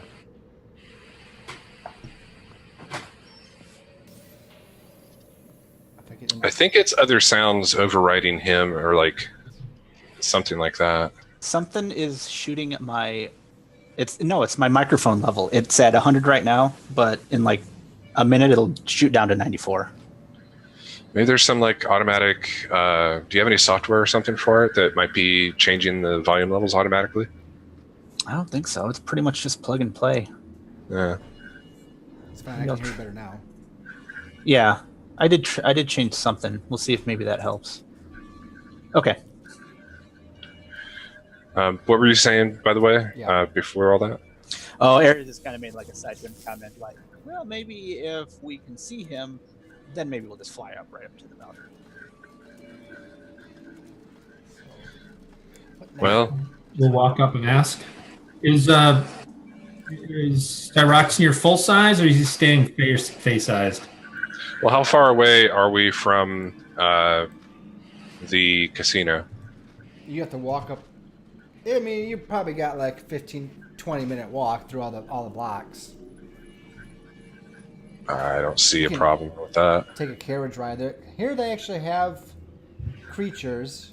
Now they don't have to be horses, but I'll ask you guys, what do they use to ride around the city here? Are they even animals? Are they some kind of magical platforms, or do they use horses or griffins or other Giant frogs. giant frogs? I like it. So do they fly or do they hop? Yeah, because people need to ride these without getting sick and falling off, right? Yeah, maybe they kind of like maybe they hop through the air or something. Because I mean, this is like a multi-tiered city, yeah.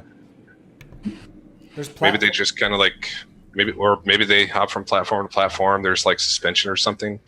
Yeah, we say like certain rooftops are dedicated to landing platforms, and then they jump and they land there with their cargo or people, and then they clear for the next jump, make sure no one else is going to be there, and then they leap. You're across the city literally in about a minute, you know? Like a amphibious subway thing. Yep. Yeah. I like it. So do you guys walk or take one of these routes, or do you fly your dragon, Freya? I mean, like, how do we get up there? Jeshik's all about trying one of the frogs. He is, by the way, blown away like a Nebraskan in the city. Yeah, bet. Like, Yep. you try not to pass through the red light district just so you don't get tempted and. Distracted by all the street foods and the smells. Mm-hmm. Can't wait to buy one of those genuine gold Rolexes for only 3 coin. It's unbelievable. I would say Area will take a frog unless Tyroxnir wants to fly me as well. Since him and I are like this right now. Freya would agree to that, but that would leave Jeshik and Kareen to carouse the town.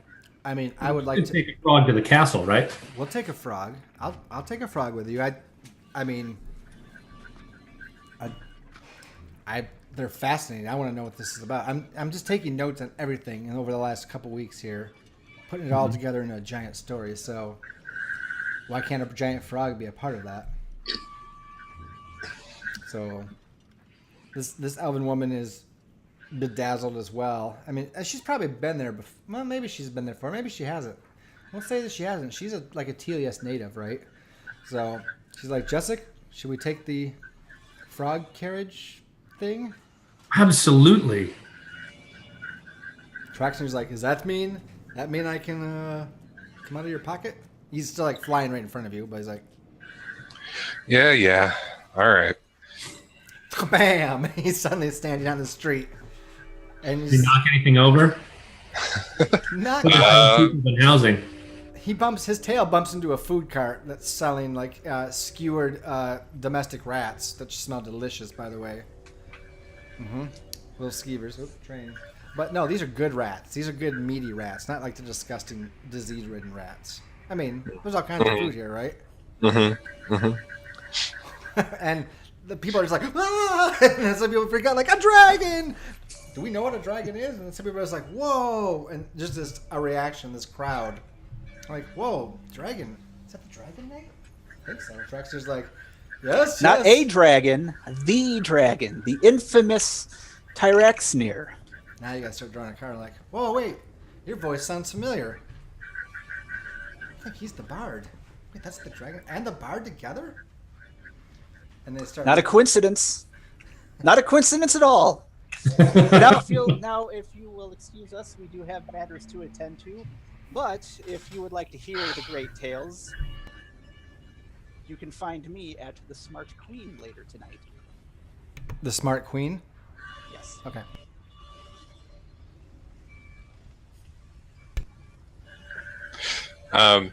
I have a move called Voice of Fire. This says, when I publicly impress myself upon a group of people by words or deeds, roll plus charisma. On a 10 plus, the GM chooses 2 NPCs present that you have impressed and a reaction. On a 7 to 9, the GM chooses 1. On a 6 minus, you've attracted some unwanted attention.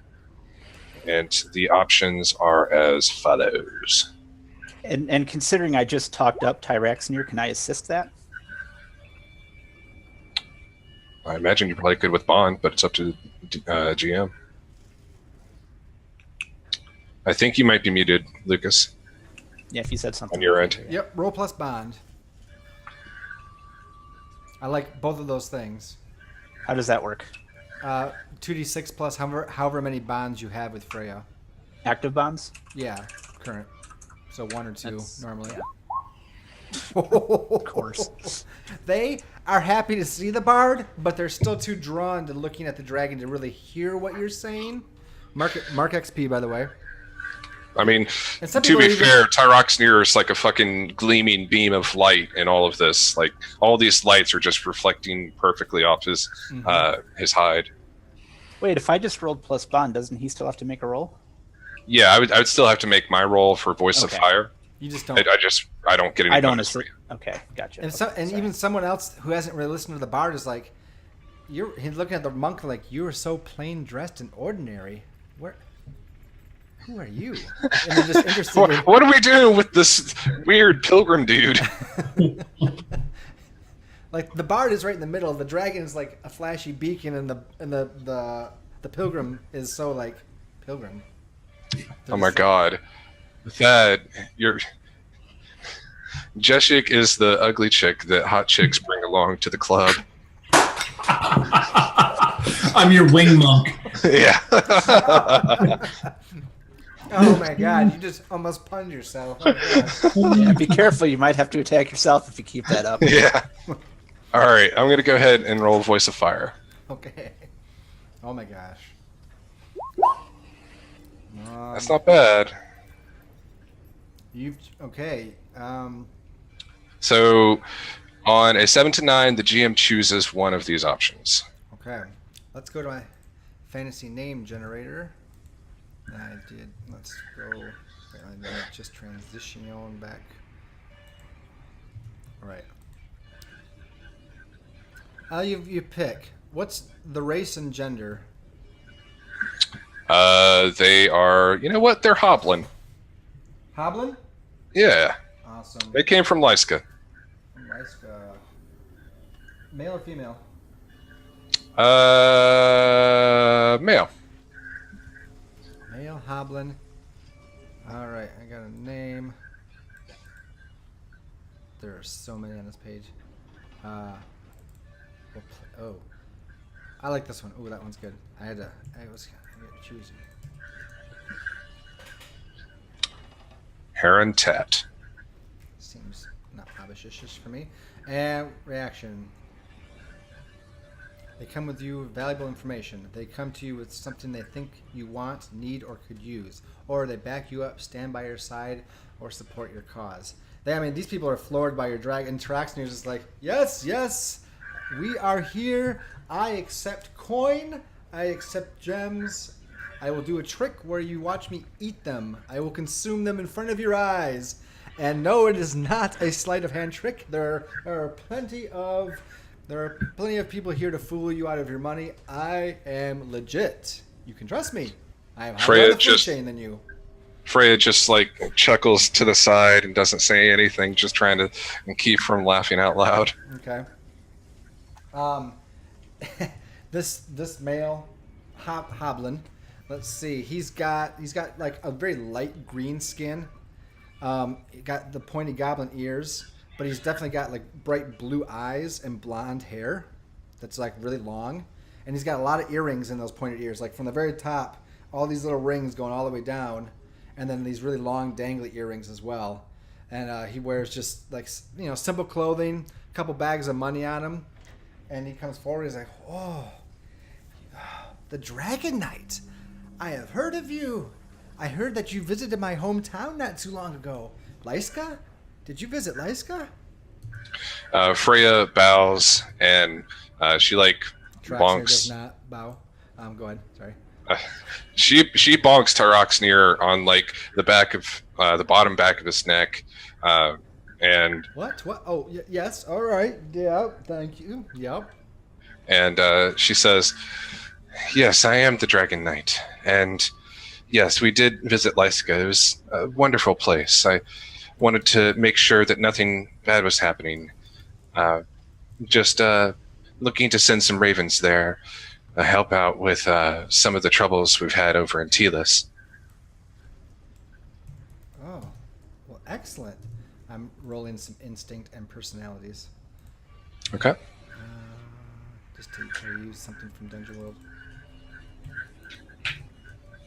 Okay. He goes, oh, great. I am Heron Tat.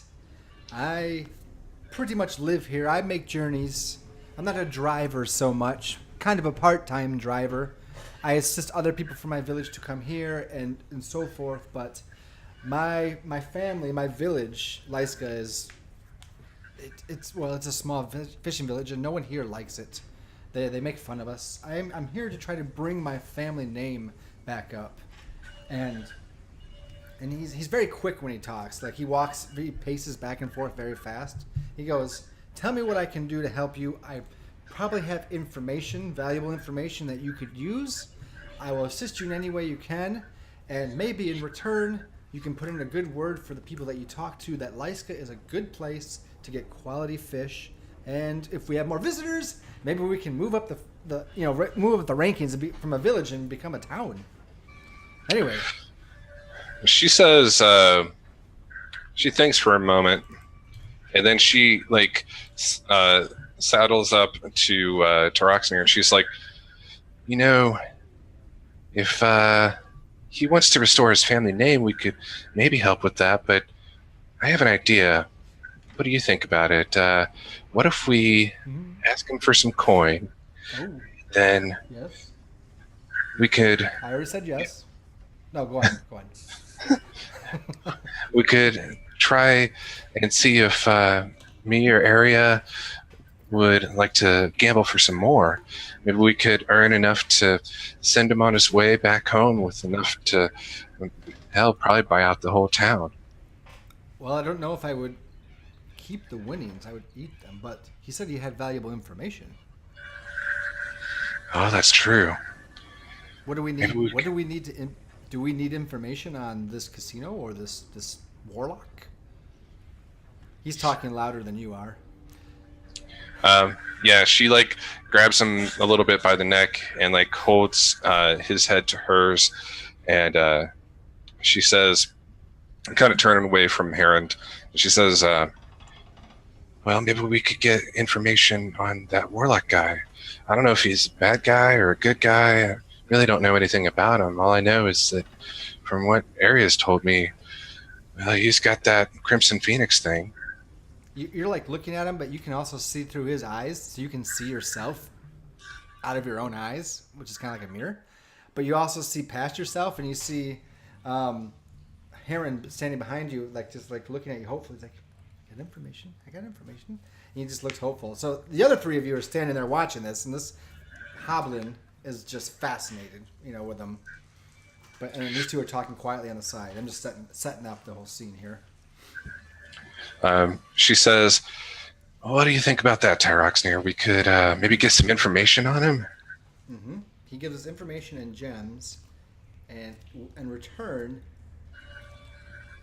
we do something for him. Yes. We say that his town is very nice and does not at all smell too fishy, which it does.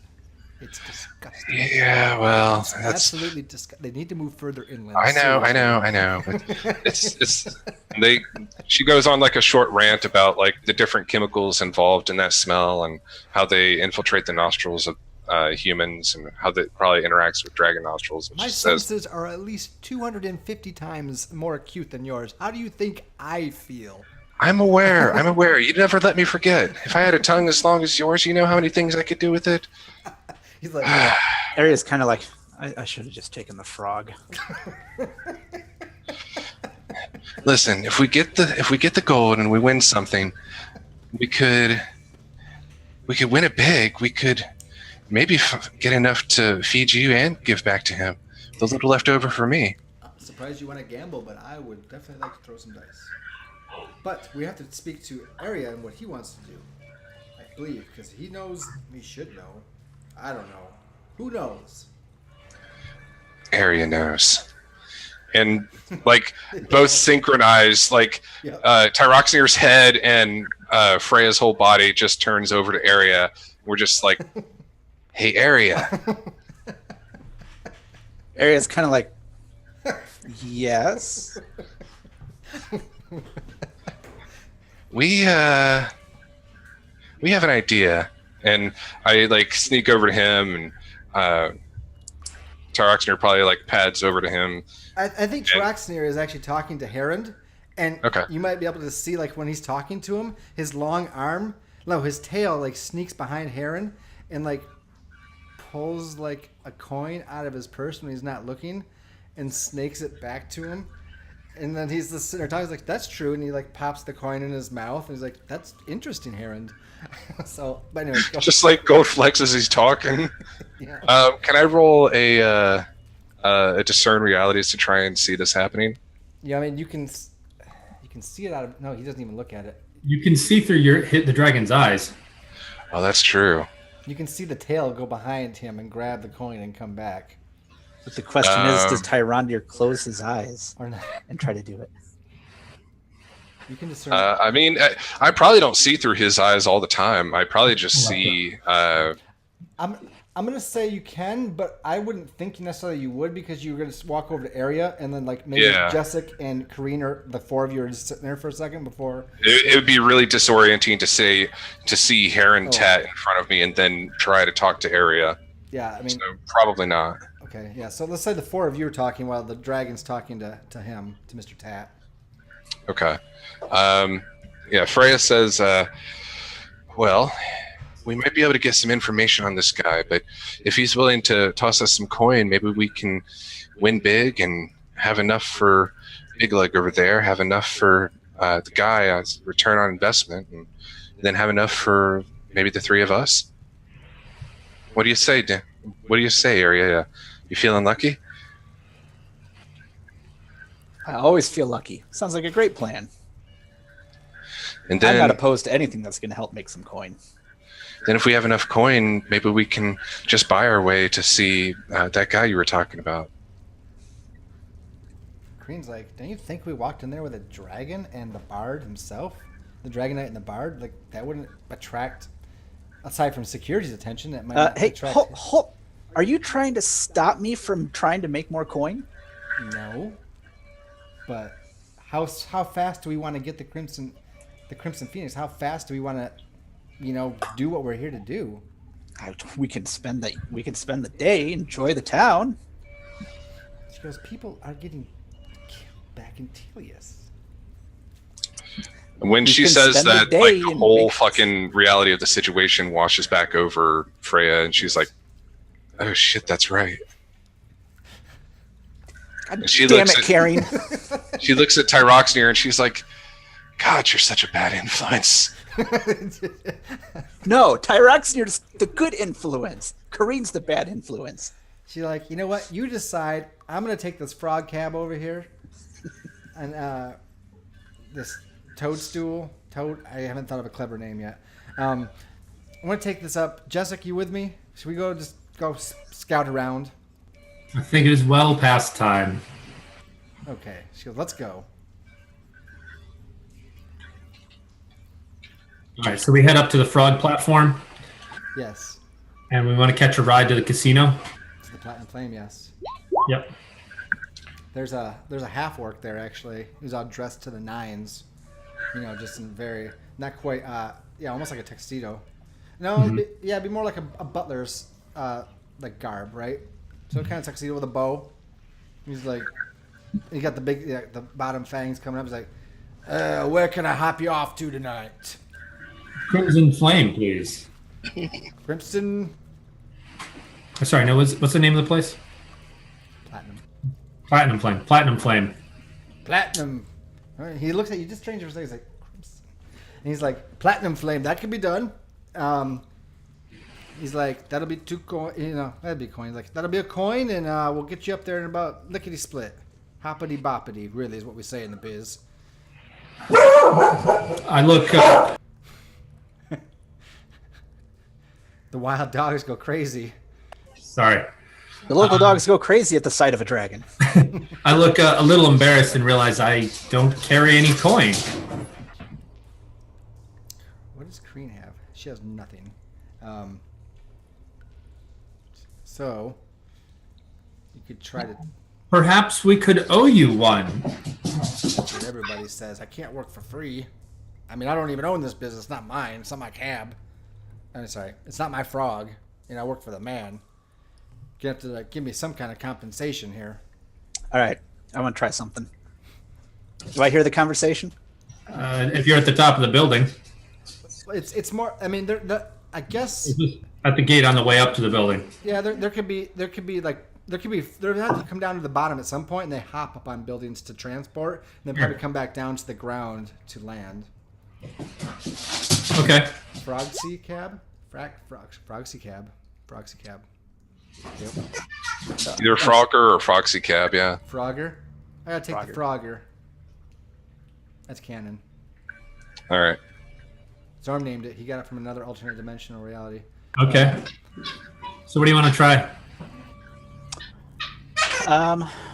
Which one is it? Well, you tell me what you're gonna do. We'll think of the move. I want to, and this is so silly because it's just 1 coin, but I want to convince them that, you know, Kareen and Jeshik, I mean, they're important people, so 1 coin shouldn't matter. You could try to parlay if you have something. Well, I'm thinking parlay, or I'm thinking silver tongue. What's Silver Tongue do? Silver tongue is when I lie, bluster, or deceit to avoid suspicion or get out of trouble. I guess that doesn't apply then, so it would be parlay. Well, you get out of trouble in some way of trying to force this man to not make them pay coin. I guess you have the ability on your character sheet. Yes. Very bottom, silver tongue. I like the idea of trying things that are your class stuff. Use lies, bluster, deception to avoid suspicion or get out of trouble. You're not necessarily in trouble. Yeah, I'll just parlay. What would you think you had that he wants besides the attention of the group, or the fame of escorting them? I mean, I guess they're talking, and Kareen's like, oh, I have rations. They're not worth much. She goes, I have my harp, but I can't get rid of that. All right. It's like, sir, what's your name? My name? Yes. He says, selling for time. One second. My name is this. McGund. McGund. These aren't just ordinary people. This is Kareen. She is an infamous minstrel. And then you have Infamous? Jessic. Son of a bitch. She's like whispers. And then you have Jessic, who is a renowned monk. Have you ever heard of him? I can't say I have. The Oh, monks, you're missing out. the pilgrims don't really come to this city. They have the Cedars, whatever it's called, Temple of Cedars. But I mean, they don't like any of this debauchery they call it up here, I Northtown. can tell you, if you would like to go somewhere and be the center of attention, then you'd want to tell them that you were able to give a free ride, because you're so gracious towards these two that you gave them a free ride, and you can say you met them in person. Yeah, but what's that get me now?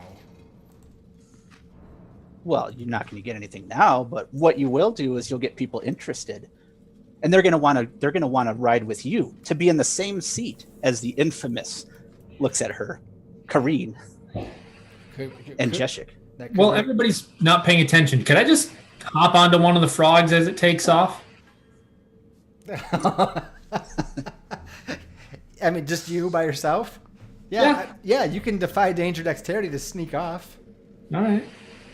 I think, and then we'll come back to what Aria's doing, because the guy's like, well, I could use the attention to come to my Frogger to get more profit here.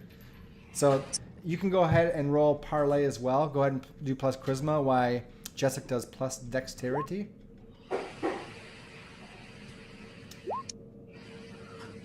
Ooh, okay, so on a hit for parlay, on a hit they ask you for something. On a 7 to 9, they need some concrete assurance of your promise right now. He goes, I need to know that people are going to know that, you know, this lovely lady and the... What's the monk? You know, so let's take a look. Let's take a look at Jessic first here. I think that makes more sense. By getting out of the way and acting fast. 7 to 9, you stumble, hesitate, or flinch. On offer the worst outcome, hard bargain, or ugly choice. So, you're going to be able to sneak on and get away without being seen. Oh, good.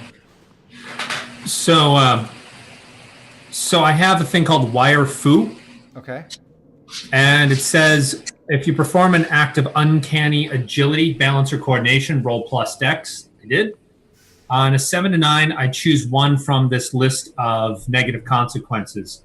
So rather than a defy danger, this would be more of a Wire Fu. Ooh, okay, so is that on your character sheet? Wire Fu. There it is. Choose one. Sorry. Mm-hmm. Choose one. You know, let's do it. Okay. And you choose, I believe, right? I do. And I will say I will do some unintended collateral damage or change the environment.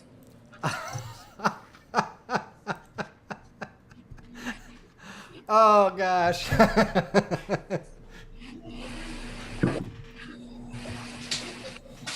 All right. Unintended collateral damage. Change the environment. Yeah, like you set an entire fucking city on fire. Well, I was thinking more along the lines of I overburden the frog as it takes off and it lands poorly, breaking part of the platform. Okay. Yeah, it hops. I mean, you guys are in a position now that it only takes a couple hops to get up to the platinum flame. So, Mukhan looks like, yeah, for this lovely lady and the monk. Wait, where's the monk? The frog takes off, and you just leap onto its hindquarters as it goes. It's got a couple other people, but this was not the one you were supposed to take. You're supposed to wait for the next one because now it's overburdened. Kind of like the whole Charaxnir thing a few days ago. And it goes up, and you're on the back, so the frog kind of starts tipping up this way. And people are like, oh my god, we're going, this is wrong. And the frog's like, rah, or whatever sound frogs make. Ribbit. And I feel like Jeshik is like an overweight monk. Like he's still like relatively in shape, but he's just like big. So you know what's funny is he's a path of peace. So I picture him kind of like the Buddha-esque. So let's just make him a chubby Buddha-esque monk. Okay. Perfect. It's great. And then you compensate by running past the people on the back of the frog to the front to push the weight back down. And then it does, but the frog hits at the edge of the platform, but doesn't land, and people are screaming as the platform railings around it break, and the frog's squirming, and it starts doing this, and you hit the street hard. It doesn't hurt the frog. It does croak a little bit, but the straps around that are holding the carriage on the back for the people, as it hits the stones on the ground, it sears off those straps, and the whole carriage with you and the people on it goes it holds. It's like the top of the double-decker buses, but maybe half that size. Yeah. Something like that, and you guys go sliding, and everybody's just screaming, and pissing themselves, and you're just like at the front, like maybe like. And you slide up to the big, huge. There's a huge fountain in a circular driveway in front of the Platinum Flame Casino, and the fountain sprays water that's color of platinum. And you slide right up, and it stops next to the fountain, and all these people are like, "Get out of the way! Get out of the way! Get out of the way!" And it bumps up against the fountain, and it stops. No one's injured, except for like the frog's pride, and yeah, it's a mess. Kind of. I dismount, just kind of roll over the railing and step off. Just big rolly guy rolls off. Just as it stops, I continue the momentum and They just keep going. It's the best thing that's happened. Oh my god. Okay. And people are just like wondering what's happening. Other people are rushing to the scene, and like we see from an outside viewpoint, this crowd of people go around the carriage. And like you just dexterously just slip out between them and come towards the camera and walk right by it, like the lights, and just continue on. Totally fine with it. And then we come back and we see like McCunn like. Anyway, I'm gonna need a little bit of concrete assurance that you're gonna bring a little more popularity to my Frogger platform if I'm gonna give her a ride for free. All I can tell you is that you have my word that I would tell the tales that you were the one that was able to, well, I guess not so much the monk anymore, but I need you know what? Tell the tale right now to all these people that are walking by. Get someone to come up right now. And like the next frog comes down and lands on his platform and lets a bunch of people off. He goes, then she can take this one right here. You tell a tale right now to get some people to be impressed. And I'll let you and anyone in your group ride for free. Aries like, no. I just toss him a coin. I'm like, this is taking too long. Here you go. He's like, he looks at it. He's like, he's glad he's paid, but he seems a little disappointed. Poor McCon. Yeah, you had your chance. Kareen's like, I guess I don't know what happened to Jessica, but I'll see you up at the Platinum Flame. You didn't see what happened to Jessica? I don't know. Did we see it happen, or what? I feel like we did, because he had to have stayed close, right? He could have. Well, I said defy danger to kind of slip off and get on, but then he did his wire foo instead, right? So he was kind of open and blunt about it. I almost think, right? What do you guys think? Or what do you think, Thad? Were you sneaky at all, Thad, or did you just like do this openly? It would have been fairly sneaky. I mean, the crash is going to be pretty hard to miss, but the takeoff would have just been. I walked up and jumped onto it. I would have just like hopping on the back end of a roller coaster ride. Everybody's already looking for people heading down the track, and I just slipped on the back. I don't know if it was sneaky, but I'll say, okay, you and Freya and Taraxner maybe saw it, and Kareen. Okay, we'll say Kareen did. She goes, I'll just see you up there. But like McCunn didn't see it, right? I think that plays better. It's just more fun. yeah. So she'll get her ride, and you guys can fly if you want to. Okay. So we're still just trying to get to the casino right now, right? Yeah, I think that's probably where we can end it for the night. I think that's a good ending. If that's okay with you guys, we can do our end of session questions. And then next week is gonna, well, we'll just see what happens. Took us all. I mean, I guess it was a journey. It was literally a journey through the countryside, fishing village, back to the countryside. Maybe a Fey encounter, not quite into the city. I mean, it was good. Yeah. I'm afraid. Yeah. No, what are you gonna say? No. It's I was just say like I'm gonna have to make next week my last session. So. Oh, is it? Yeah, I'm already overbooked. Okay. So. That's good to know. We'll talk in a few. So let's get to the end here. The Kareen is waiting for you guys when you land with Taraxner, right? You guys take off. Oh, well, first, let me come back. Harund. You guys were talking about Harund. Not Harund. Let's go back to that real quick, and then we'll get you up to the casino. She's like, so can we help each other out? And I think you were talking to Arya, right, Freya, when that was happening? Like, You're muted. Sorry. Kareen reminded Freya of like what's going on in Telos, and Arya was like, "No, that's it's still a good idea. We should still go gamble and make a ton of money, and it's still a great idea." And Freya's just like, "All right, if we have, I guess we have a little bit of time, maybe." All right. I guess we have a little bit of time for gambling, but just like as soon as we throw a few dice, make a little bit of money, we'll be back, and then we can talk to this guy, see about what's going on, and then I think we have to go and find your warlock friend after that. I like how they call him your friend. It's because you know, like you've read about him in a book. Well, do they know each other? Maybe. I don't think so. You don't think so? Unless you played at one of his. I don't know. That might be a spout lore thing. But Heron's like, hey, if you guys need to know information, I know about everything.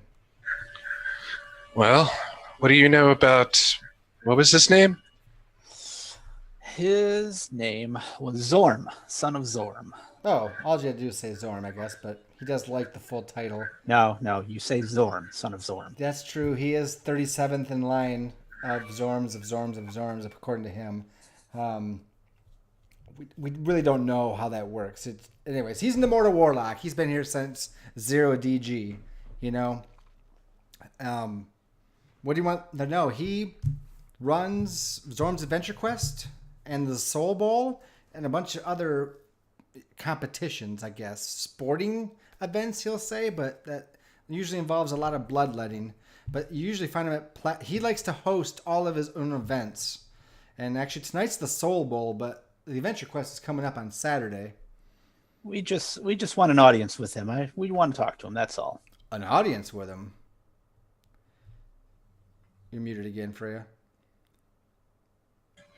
She says, what is this Soul Bowl that you speak of? Soul Bowl is a big bowl-shaped arena with a crowd all around it, and participants come in and they murder each other for the entertainment of the crowd. Oh. And the winners get lots of coin and popularity, and sometimes become mercenaries and drivers. And Zorn makes a lot of money. They all make a lot of money, really. Some are said that not be willing participants, but we don't know. And his Adventure Quest, which is the Soul Bowl is the Wednesday night. The Adventure Quest is Saturday night, and he holds other events. The Adventure Quest is he takes a group of adventurers, and he puts them into a series of obstacle courses and gauntlets and fights them against monsters, and the audience watches on that and gambles and everything, and they make a lot of money off the adventurers dying. It's pretty fun. You should watch it sometime. She just like turns to Tyroxnir, and he would just see like the heartbroken rage in her eyes as she hears about these people just being murdered for basically money. Tyroxnir's like looking at you, he's like, you can participate and make that money too. That's a gamble. He goes, that is gambling, literally gambling with your life for money. Sounds worth it. And he's like, you know what? Zorm likes to put regular people in there, but he also likes to use special events when he has famous mercenaries, sometimes villains, sometimes heroes, and will compete, because when you have a name attached to you, like you guys do, he usually likes to make a big stink about it, and then that just draws in more crowds and more revenue. So I bet if you fly in there with your dragon and you got the bard in tow, I'm sure you get his attention, whether you want to or not. So if nothing else, you can try to that would be the way I would suggest you get a hold of him. All right. Thank you, Harrend. We'll most likely be in touch with you and seek you out once we're going to leave the city. I bid you a good day. He goes, and I hope that you restore your family's name. He goes, with your help, we will. And don't worry about finding me. I'll find you. Very well. And as he walks away, his coin pouch is just a little bit lighter. So Troxner turns to you guys and he pops a small sapphire in his mouth. He goes, "So should we get up there?" Mm-hmm. Where'd you get that? I don't know. It was on the ground. A sapphire. There's money everywhere here. The streets are littered with it. He looks around. It's like really clean where you are. He's like, "Yeah, I swept up." I was gonna say, is it like a circle where it's all clean and then like there's Yeah. She's just like, I'm watching you. Yeah, let's go on up there. So I think we end as you guys land, and there's this crowd around this thing by the fountain, and they're helping people off this carriage. There's a frog that's looking all like walking all funny, and some handlers trying to get control of it. And you can see where this thing slid off its back and up to the fountain. And then the people's attention suddenly turns to you guys as you land, and you guys are like, do those people look like they need any help? Like, are they in any sort of danger? They just look very shaken up. Everybody's wearing their seatbelts, I think. I mean, if you're gonna ride on the back of a leaping frog, I feel as though you need to be buckled in, right? I mean, oh yeah, especially on the coming down, like a roller coaster. So they just look shaken up. You guys can probably put 2 and 2 together. I'm not sure. What's your reactions as we close here? Like Kareen's waiting for you. What do we see? Like, what's the scene at the entrance to the casino? There are guards that have been alerted, and there's some medics or other lower guard that are there. The crowd has been pushed back, and the people have been helped off, and they're seeing a couple different clerics, I guess, whatever we would call them in this world. And there's some people looking at the carriage thing, and there's a couple handlers handling the frog, trying to calm the frog down. And the frog is as big as your dragon, okay? Maybe a little bit bigger even. That's what you see as you land. Okay. Then we land. I get off to Roxnear, and then I say, "Oh, damn, that looks familiar, doesn't it, buddy?" Indeed, I believe. He says it very loud. He's like, "I believe that was our friend Jessic, who was grabbing a free ride." Wait a minute. Should I have said that loud? Is that bad? A little bit. Oh, I believe that was our friend Jessic. Yeah, I got it. Okay, let's go. Let's go. And I think that's about it, right? Unless Aria has any parting reaction, Kareen joins you. You guys walk into the Platinum Flame Casino. Jeshik's not going to get questioned. I feel as though the way the scene played out, he just kind of rolled out of the thing, out of the carnage, and just kind of walked in. Okay. Without being arrested or anything. That's the DM's way of saying that the world will remember Jeshik's actions. Yeah. He just caused collateral damage. Doesn't necessarily mean he was caught. Or drew on. I don't think he drew unwanted attention, right? Wasn't that one of the options or something? It's collateral damage, retribution, or end up someplace I didn't intend to be would have been one of the others. Yeah. So I feel as though that was more of kind of a comic value, and I think that's okay. So, all right, let me ask end of session questions. This is a good time. We laughed a lot tonight. A lot of puns. Almost caused Jessic to cost all of our own lives with his wrath, but we didn't. We survived. All right. Anybody resolve a bond with another character? Yep. Not so much with Jeshik, because he hasn't really been in a fight with him, but I think it's safe to say I need to experience firsthand that they can be trusted. That has been accomplished with Freya and Tyroxnir. Freya Tanaxer, do you agree? I mean, I would. But... Yeah, I think I probably would, because Tyroxnir trusts Area pretty well, and Freya is growing to trust Area as well because Tyroxnir does. So yeah, I would say I agree with that. All right, go ahead and mark an XP and create a new bond for next week. Anybody else have a bond they resolved?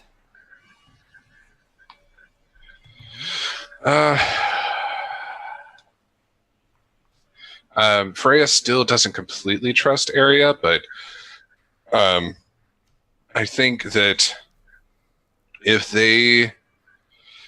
Area comes to Freya's aid at some point, or Freya and Tyroxene's aid at some point in the future, like if they're in trouble or something, I think my bond with Area will come to fruition, but I don't think I have yet. And not with Jessica at this time? Not with Jessica at this time. I still need to write out the full bond with Jessica and write out another one with him. So hopefully I'll be able to cash those in next session. Yeah, do that. Get those ready for sure. All right. And Jessica, you're good on that for the bond thing, you think? I saw you shaking your head. Yeah, I'm fine. Alrighty. Mess player. Where'd they go? Did anybody fulfill their alignment? Nope. I tried. Didn't spur anyone to chaotic action? Didn't make peace with people? I thought... no, there was no fights yet. Yeah, there's no fights. I'll try to get to something like that we can get that involved in. What's Freya and Traxner's alignment? Good. Endanger yourself to protect someone weaker than you. Okay. And I don't think I've done that. No, I think that was... did you mark that last week with the Gorgon? Or was that... I didn't mark anything for the Gorgon. I think I marked it for... I don't remember if I marked it for saving those two, but... I could see you with the Gorgon because you raced in there after him, right? Yeah, I did. That's up to you. I'll let you mark it if you want. I mean, I feel as though you rushed right in to help. But that's up to you. I mean, we definitely marched in after Area. I don't know if it was so much after Kareen, because Kareen had already been rescued by Area, and Freya doesn't necessarily consider Area weaker than her. Oh, I see. Okay. If you don't think so yet, that's fine. I don't think so. Okay. Did we learn something important and new about the world? I think we learned a few things, yeah. We learned about the two different events that the Warlock holds at the casino. We learned about the different kinds of protections and culture of the Hoplin city of, or village of Lyska, yeah. I think we learned several things, yeah. Yep. That works, right? And Frogger. And Frogger, yeah. Enough said. All right, everybody can mark an XP for that one. Did we overcome a notable monster or enemy? I think that was one we didn't mark last week because you didn't overcome the Gorgon yet. But do you feel it was notable? I mean, it almost killed Kareen, and it had the opportunity to kill Area. Okay. I would agree with that. Go ahead and mark XP for that one. The last one, I don't think so, but you let me know. Did we loot a memorable treasure? Not really. Okay. It would all depend on if food is treasure to Tyroxner, because he stole. He would consider his food to be treasure, but it would also be food at the same time. Yep. No, I think some street snacks aren't memorable. Yeah. All right. Well, not as much XP this time. It was more of that in between, like, story moving one, but that was good. I still had a good time. I think we pushed the story, and that's it for Dungeon World episode 9. Be with us next week for our episode 10, and Jessica's last one.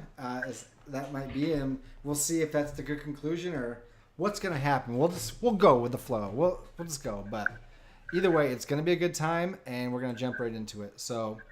Thanks for playing. I'm going to give you guys some shout-outs real quick. We'll start with Jessica, then Area, then Freya, and we'll be out. So go ahead, guys. Give us a good shout-out. All right, it's a good plan. Hope everybody comes back next week and sees what happens when we get the adventure. Have a good week. Thank you, Thad. Jessica. Oh, crap. Thad, Jessica Funkel? What?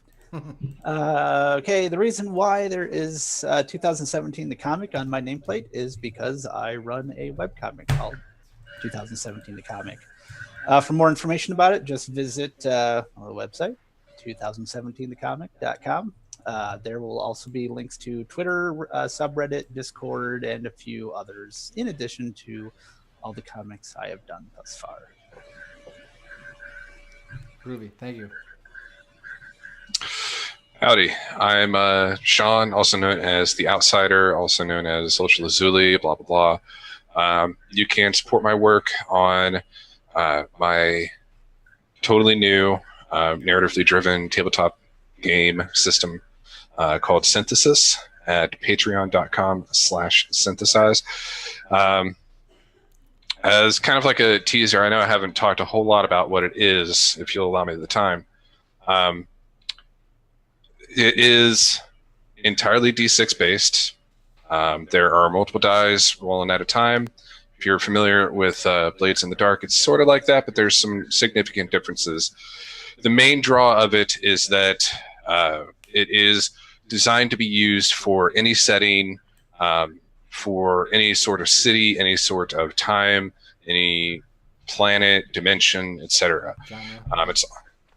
I'm sorry? Genre, right? Everything. Yeah, absolutely. Genre as well.